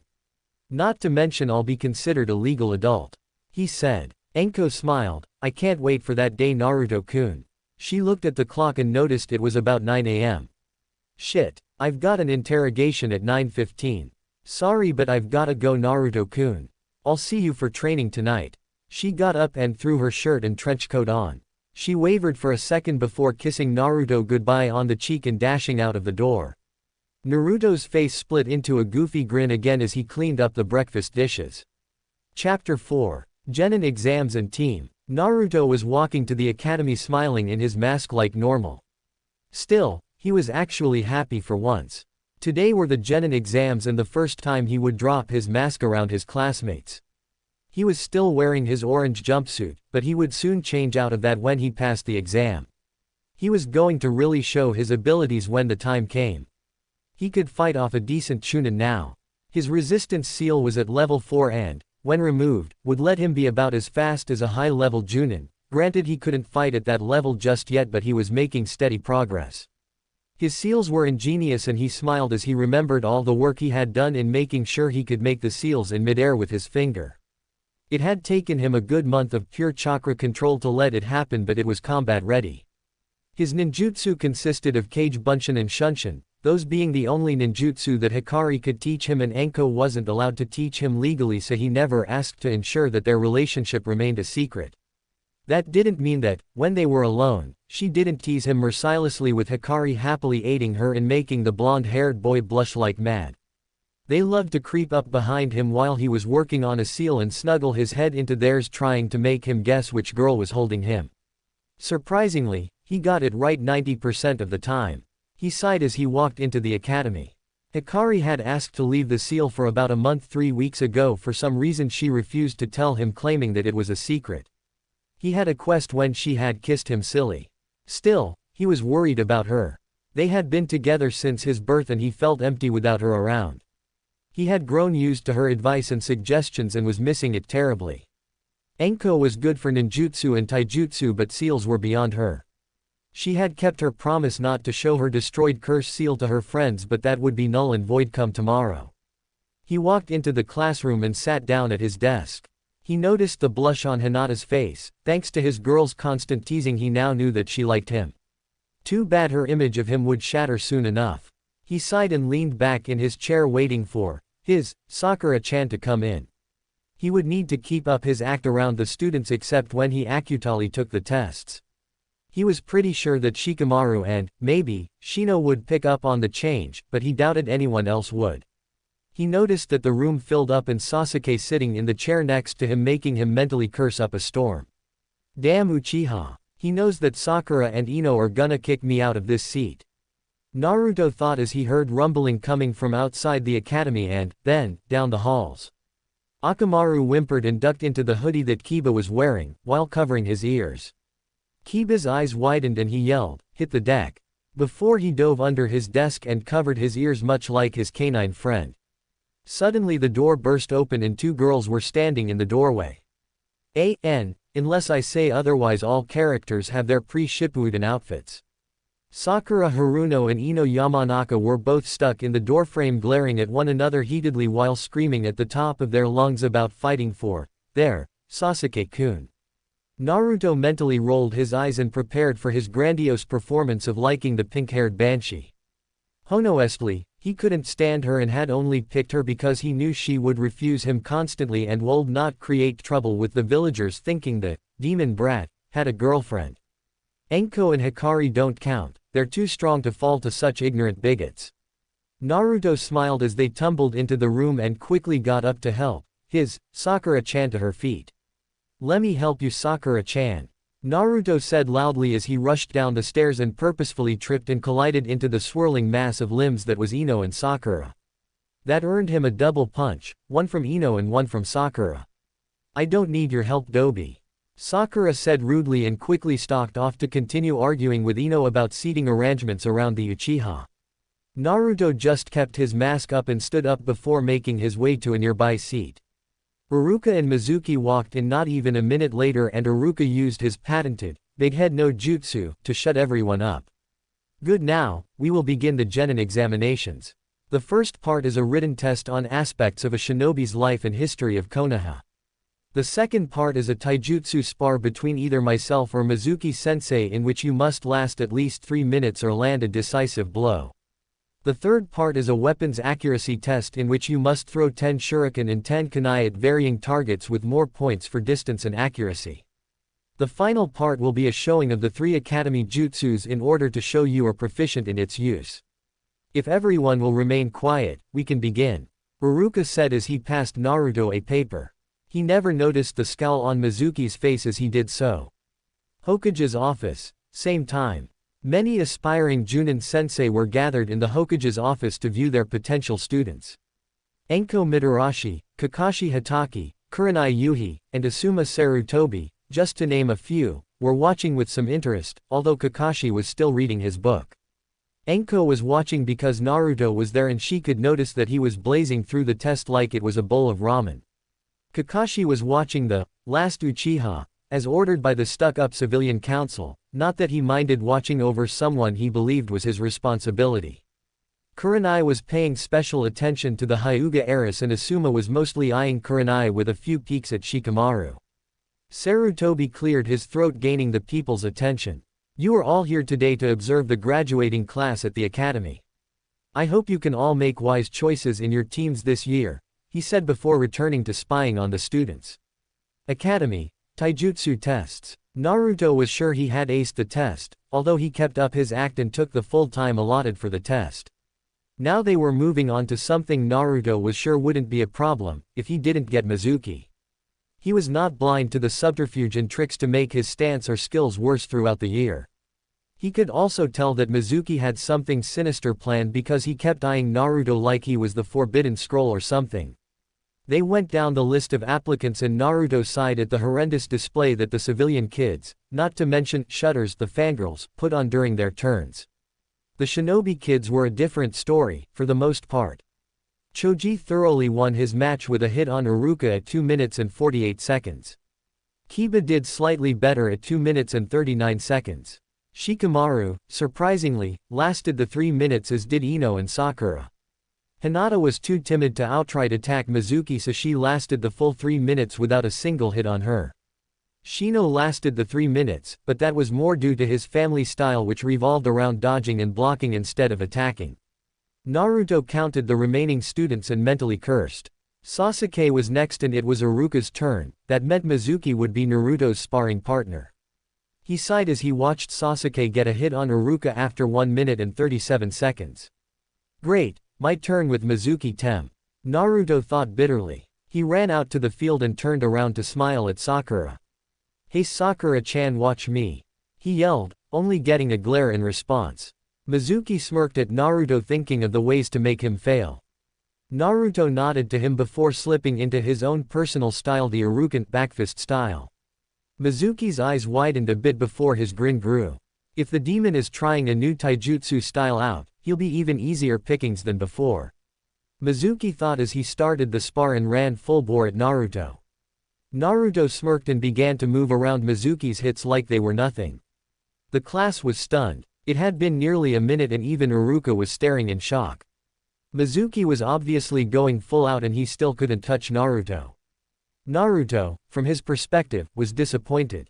This is the caliber of a Chunin of Konoha, he thought. Mizuki's taijutsu was high genin at best, and this was supposed to be his best area. He was sorely missing his training with Anko right now. 2 minutes later and Iruka finally called the match saying that the time limit was up. Mizuki stopped but he was panting hard while Naruto looked only slightly winded. Most of the students figured that Mizuki went easy on him while only 3 believed differently.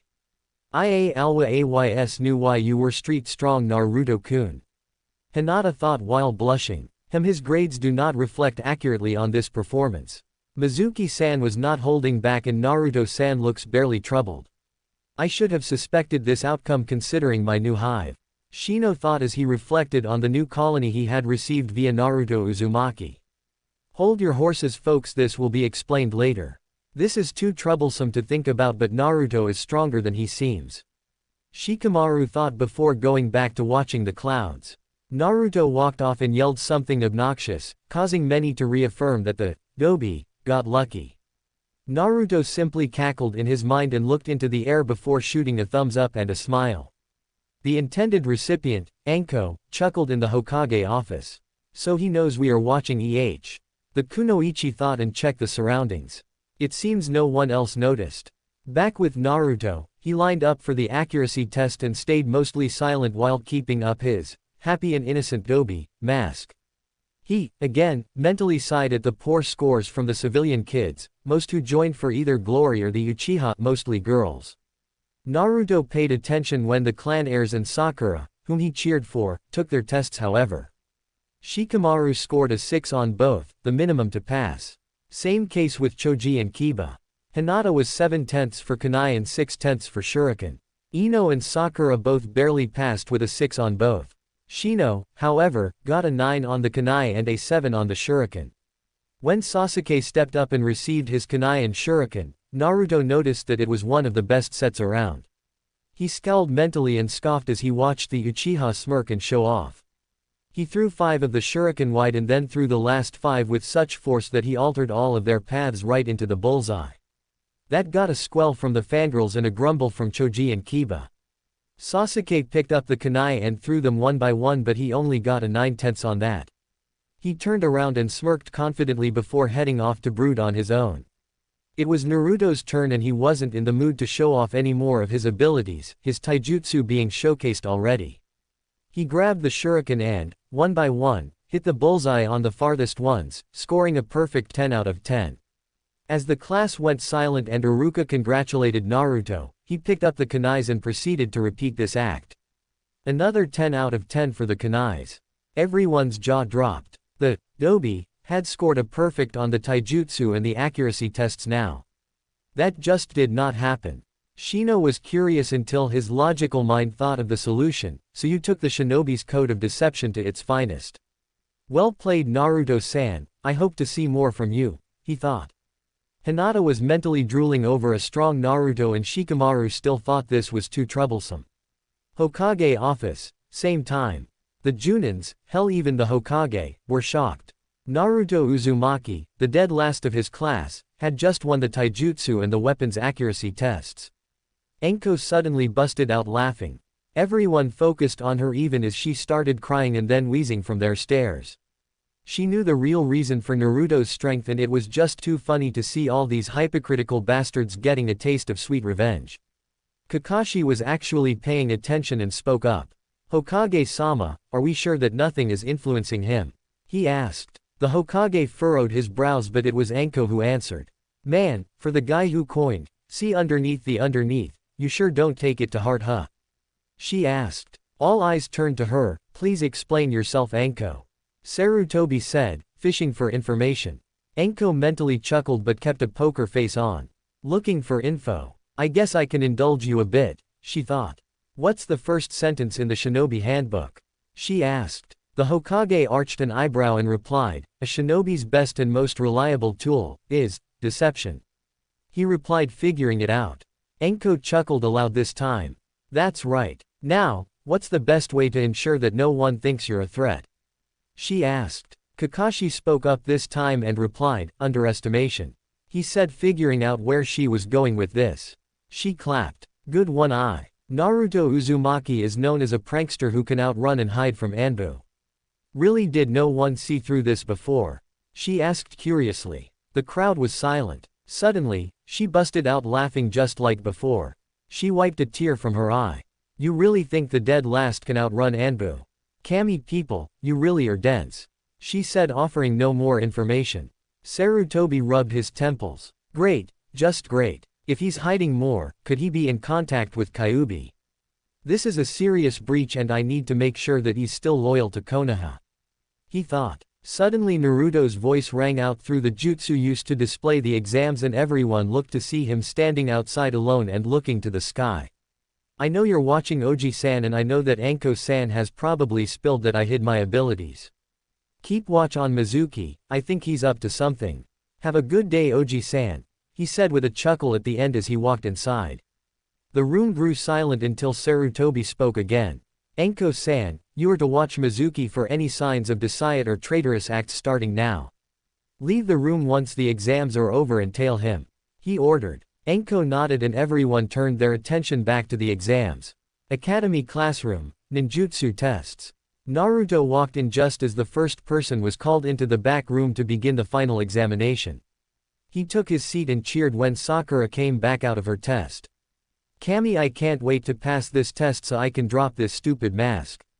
Naruto thought to himself. Although, I know Oji-san is going to speak to me about this, probably even make sure I'm still loyal to Konoha. Even if he believes I am, he's still going to put someone on my team who can control me if I let Kyuubi-chan out. Good thing I gave Shino that bug, he may prove useful.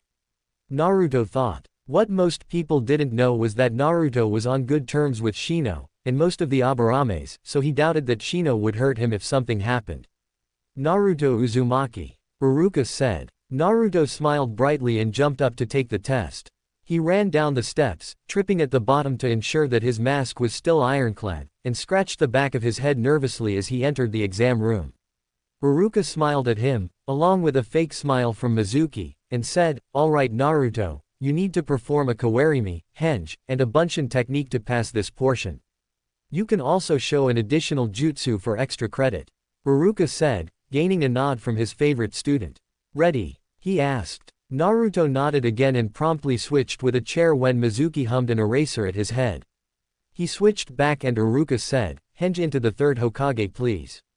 Naruto nodded and performed the jutsu.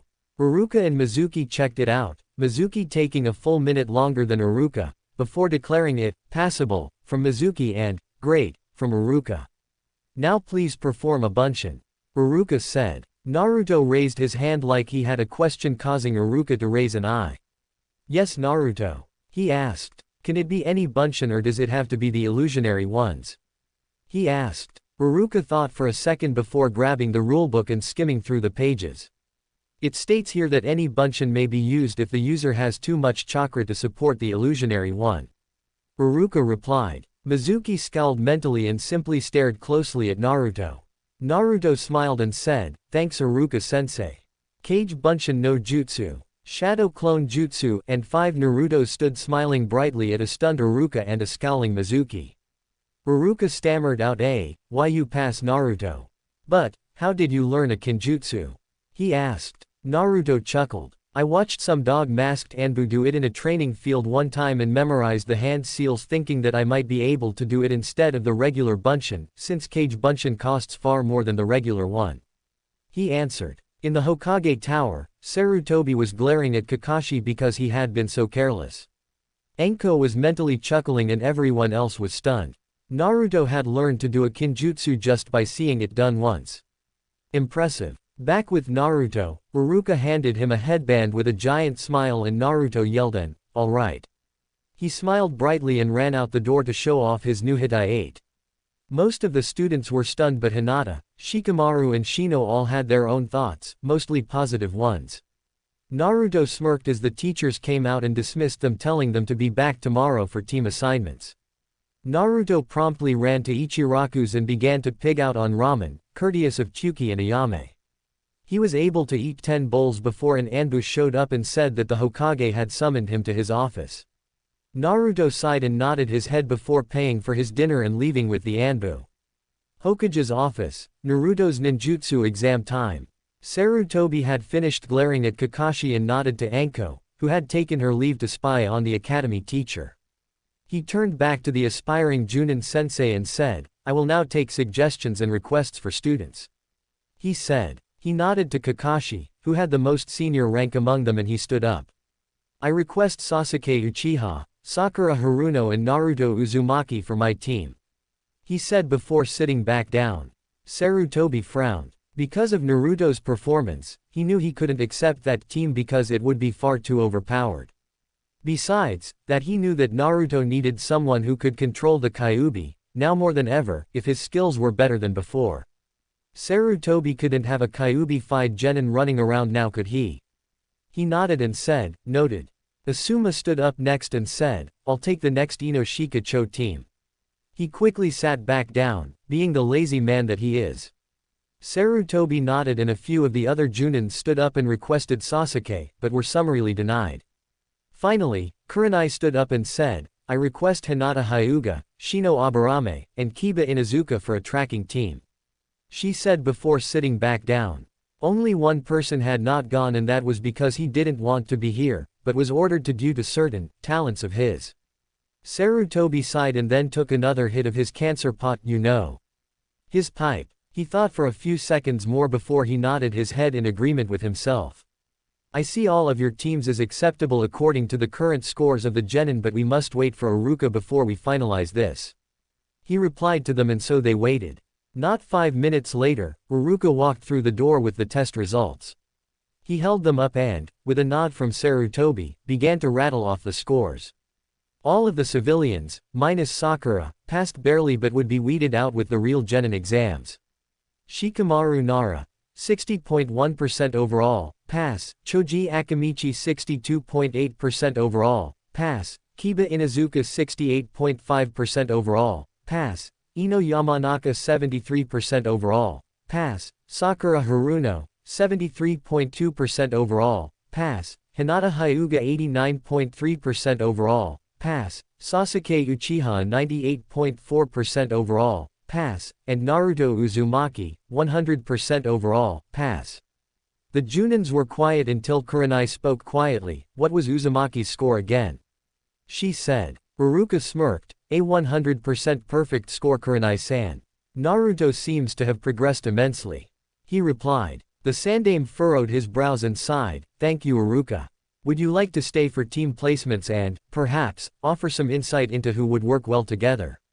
He said. Iruka nodded and replied. Sakura Haruno and Ino Yamanaka would not work well together, same with Naruto Uzumaki and Sasuke Uchiha. Choji Akamichi and Shikamaru Nara would work well with any of the other students, as would Hinata Hyuga. Kiba Inuzuka is a bit brash, but he is loyal to a fault. Shino Aburame would work well with any logical teams. Other than that, I have no suggestions, Hokage-sama. Sarutobi nodded. Good. In that case, he looked to the Junins. Your requests are being mostly altered. You will be given teams that could work well together. He said. The Junins did not look happy but held their tongues out of respect for the old Hokage. Before I forget, he snapped his fingers and an Anbu stood next to him. Please bring me Naruto Uzumaki, he will likely be at Ichiraku Ramen. The Anbu bowed and disappeared. He looked back to the Junins. Now, Team 7, led by Kakashi Hatake, will be Sasuke Uchiha, Choji Akamichi, and Kiba Inuzuka. Team 8, led by Kurenai Yuhi, will be Sakura Haruno, Hinata Hyuga, and Shikamaru Nara. He said, getting surprised looks from many. Kakashi was a bit surprised but noticed the hard-hitters hunter team he was given and shrugged as it suited his style. Kurenai, on the other hand, was a bit perturbed and spoke up. Hokage-sama, what am I supposed to do with that team? She asked. Sarutobi sighed again. Kurenai, Hinata has the Byukugen, Shikamaru is actually a genius, as are all Nara, with a shadow bind, and Sakura is supposedly ripe for a genjutsu mistress. Tell me, what could they excel in? He asked. Kurenai thought for a moment before bowing her head. I apologize, Hokage-sama. They could be a perfect ambush team. They could do well with infiltration as well, if their planning and stealth abilities work out. She replied. The Sandame waved off the apology and said, now, since that's cleared up, Team 10, led by Yamato, will be Naruto Uzumaki, Shino Aburame, and Ino Yamanaka. Yamato, a man who was very stoic-eyed as he guessed this was going to happen. He knew why he and Shino were being placed on Naruto's team, and he was pretty sure that Ino was being placed because she was an expert in the human psyche, as was all of her clan, so she would notice quirks about Naruto that may escape even shinobi. "Hi, Hokage-sama," he said. Once the teams were announced, the Anbu showed back up with Naruto, who smiled brightly at Sarutobi. "Hey Oji-san, did you like the show?" he asked. Sarutobi chuckled and replied, "It was most entertaining, Naruto. I hope you will tell me how you did it." Naruto grew serious and stared the Hokage straight in the eye. "When you come clean, I'll come clean," he countered. The temperature in the room dropped a few degrees and several of the Junins began to grow nervous and tensed, getting ready for a battle. Naruto sighed and the tense atmosphere lessened. "So, you gonna start grilling me or gonna ask Ibiki-san to do that for you?" he asked almost jokingly. Sarutobi laughed. "No number. Still, I am curious as to how you kept hidden all this time and how you knew Mizuki was up to something," he replied. Naruto sighed before he sat down in the chair in front of the Hokage's desk and kicked up his feet. "People hate me, Oji-san. If I showed what I could really do, even with sabotage in the academy, then people would get more violent or even get the council involved. I'm not stupid, Oji-san. I can tell that people fear me, although I don't know why. As for Mizuki, well, he's been eyeing me like Orochimaru would when he gets a new little buddy," he said. That threw even the Kami no Shinobi for a loop. Still the Sandaime chuckled before he grew serious. "I'm sorry, Naruto-kun. People are ignorant and can't see what they're missing. Mizuki is being tailed by Anko as we speak, so thank you for the tip," he replied.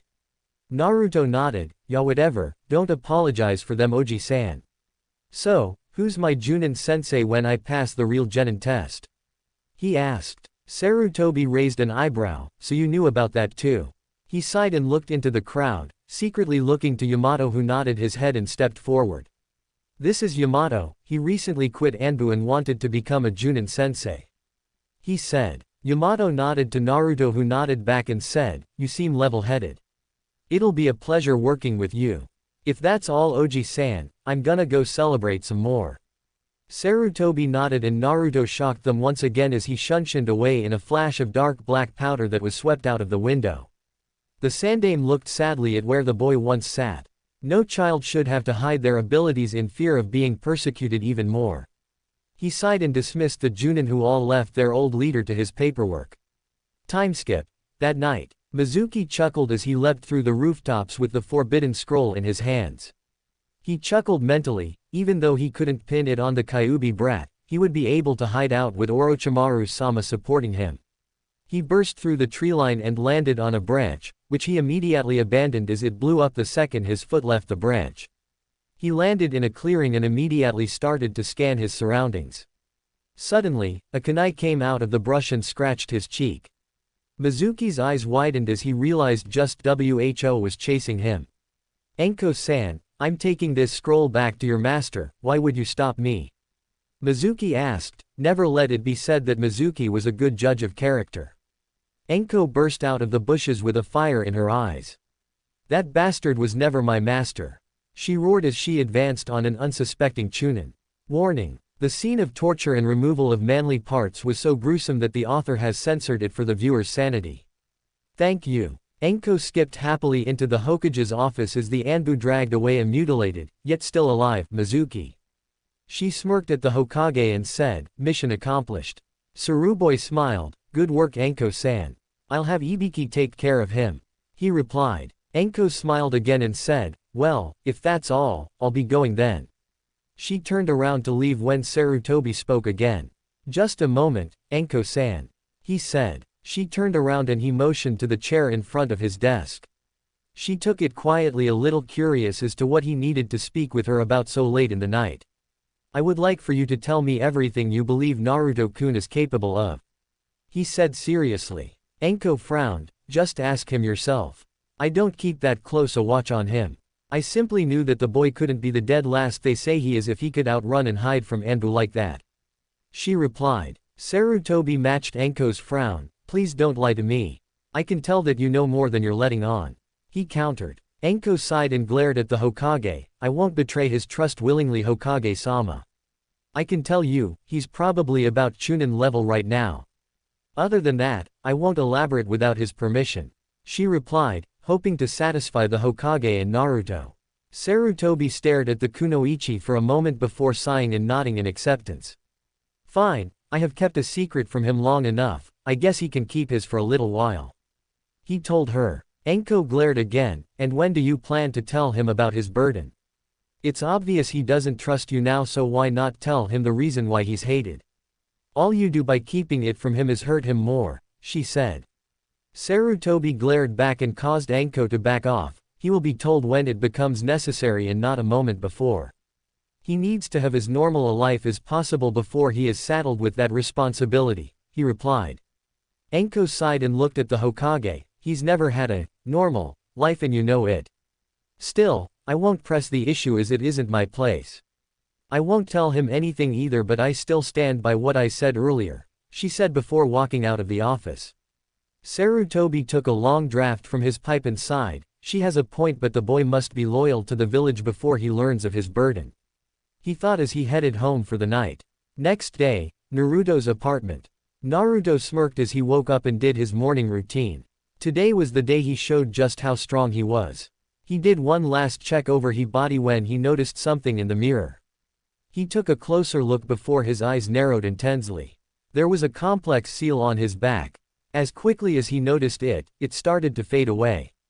Oh number you don't, Naruto said loudly as he summoned a few stasis seals from the seal on his arm and slapped them on each of his shoulders and right above his waist, box formation on his back. He glared at his reflection as he tried to get a clear view of it, but was severely hampered because he had only one mirror. He sighed and thought for a second before snapping his fingers as he figured it out. He quickly unsealed a few more stasis seals and some ice seals he had made. He activated the ice seals and formed a sheet of ice that reached from the ceiling to the floor and quickly slapped the stasis seals on. He took a kunai and carved a smooth surface on the ice and smiled at his handiwork. He grabbed a small stool nearby, that was usually used when he washed his back, and proceeded to examine the seal. It took him a good half hour to decipher it, but was pissed beyond belief at what he found. It was complex all right. It held a loyalty seal, ensuring that any traitorous thoughts would be correctly steered into nothingness, a seal not unlike the caged bird seal that would allow the user to kill him should he ever decide to betray the village or if someone felt he got out of control, and last, but not least, a summoning seal, like the ones usually used in the Chunin exams, with the kanji for root on it. Naruto was livid. How could Oji-san do this to him? How could the kind old man put a seal that could potentially be used to kill him if the haters in the village found it? How could? Mental tire screech. That's not Oji-san's style at all. Naruto thought, destroying his previous train of thought. He took a closer look at the seal once again and noticed the root symbol connected with the summoning seal. Root. There's no organization like that in Konoha. Naruto thought. He was about to continue when he noticed the time and a knock on his door. He had about an hour to get ready for the academy and he had a sneaking suspicion as to who was at the door. He sighed and pulled on some baggy black cargo pants before he answered the door. Enko stood in the doorway with a dango stick in her hand and smirked at her master's attire. Trying to show off to Naruto-kun. How sweet, she said sweetly. Naruto rolled his eyes and let her come in. She noticed the giant seal on his back but ignored it considering who he was. Whatever you say, hubby Haim.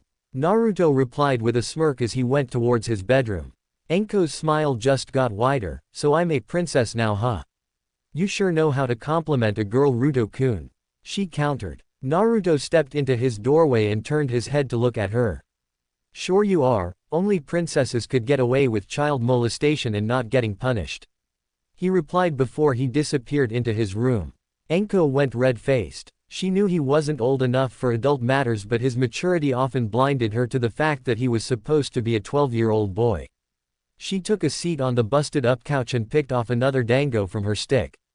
Naruto emerged about 5 minutes later with black shinobi sandals, his black cargo pants, a tight black muscle shirt and a black trenchcoat with golden flames licking the bottom and the edges of his sleeves.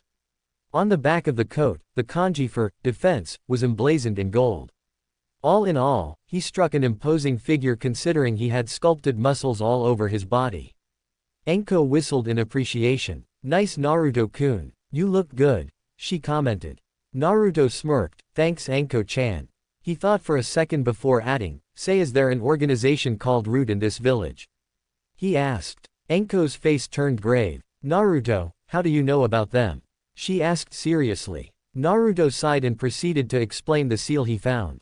When he reached the part about the summoning seal, Enko started swearing profusely.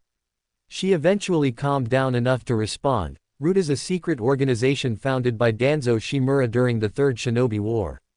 It was supposedly disbanded, but everyone knows he is still running it off the books, with secret political backings. He almost always opposes the Hokage in his choices concerning you, and he believes every shinobi is a weapon, the best being an emotionless one. She answered him. Naruto frowned deeply. It seems me and the old man have something to discuss. I don't want to trust him, but if what you said is true, I don't want to be associated with Danzo at all. He said. Enko nodded. Good choice, Naruto-kun. She looked at the clock and chuckled. You may wanna hurry, you're supposed to be getting your team in 3 minutes. She told him. Naruto glanced at the clock. Shit. Gotta go bye, he said loudly before he shunshined to the academy. Enko chuckled and shut his door before heading out to the interrogation department. Academy. Classroom. The newly minted genin were sitting happily chatting about their soon-to-be exciting lives, who someone forgot to tell them the horror of D ranks. Naruto arrived exactly 1 minute before the bell would ring. He walked through the door and many people stopped and stared at the so-called dobi of the class. Many were surprised, and Sasuke, being the emo brooder that he is, said, even if you change your clothes, you're still a dobi. Naruto looked at him blankly before he simply headed up the stairs and sat next to Shino. He was saved from any further comments because Iruka walked in. Naruto kicked back and relaxed as Iruka started on a speech about the duties and privileges of being a genin of Konohagakure. He noticed a bug crawling across his desk and smiled softly. He put his finger next to the bug and allowed it to climb on. He looked to Shino, who nodded, and the bug flew back to the boy. Naruto smirked and perked up as Iruka started to call out the teams. Team 1. Team 7 Sasuke Uchiha, Kiba Inuzuka, and Choji Akamichi led by Junin Kakashi Hatake. This earned several loud wails from the girls in the room.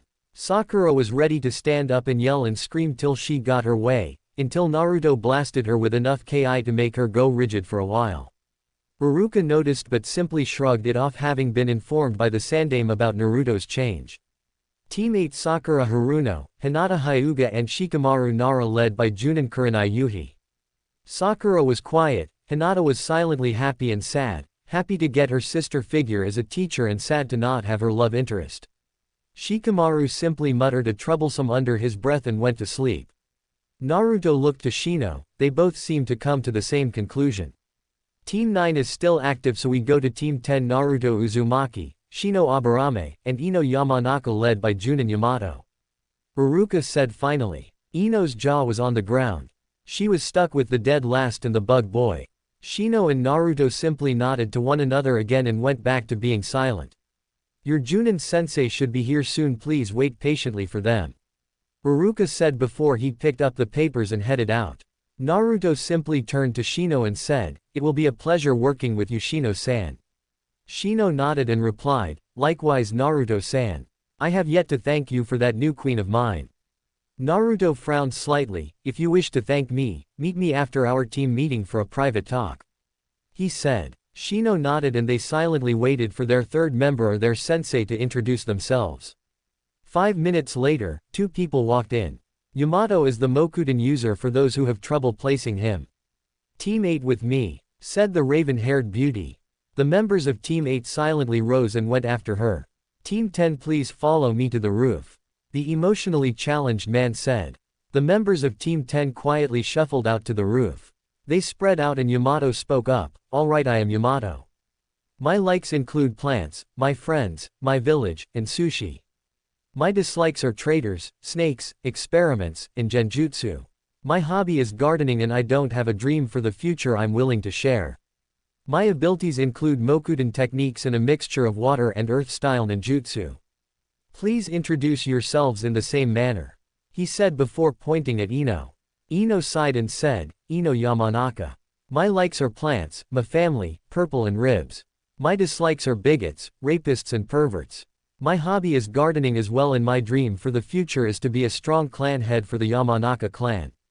My abilities are my clan jutsu, which allows me to take over a person's mind.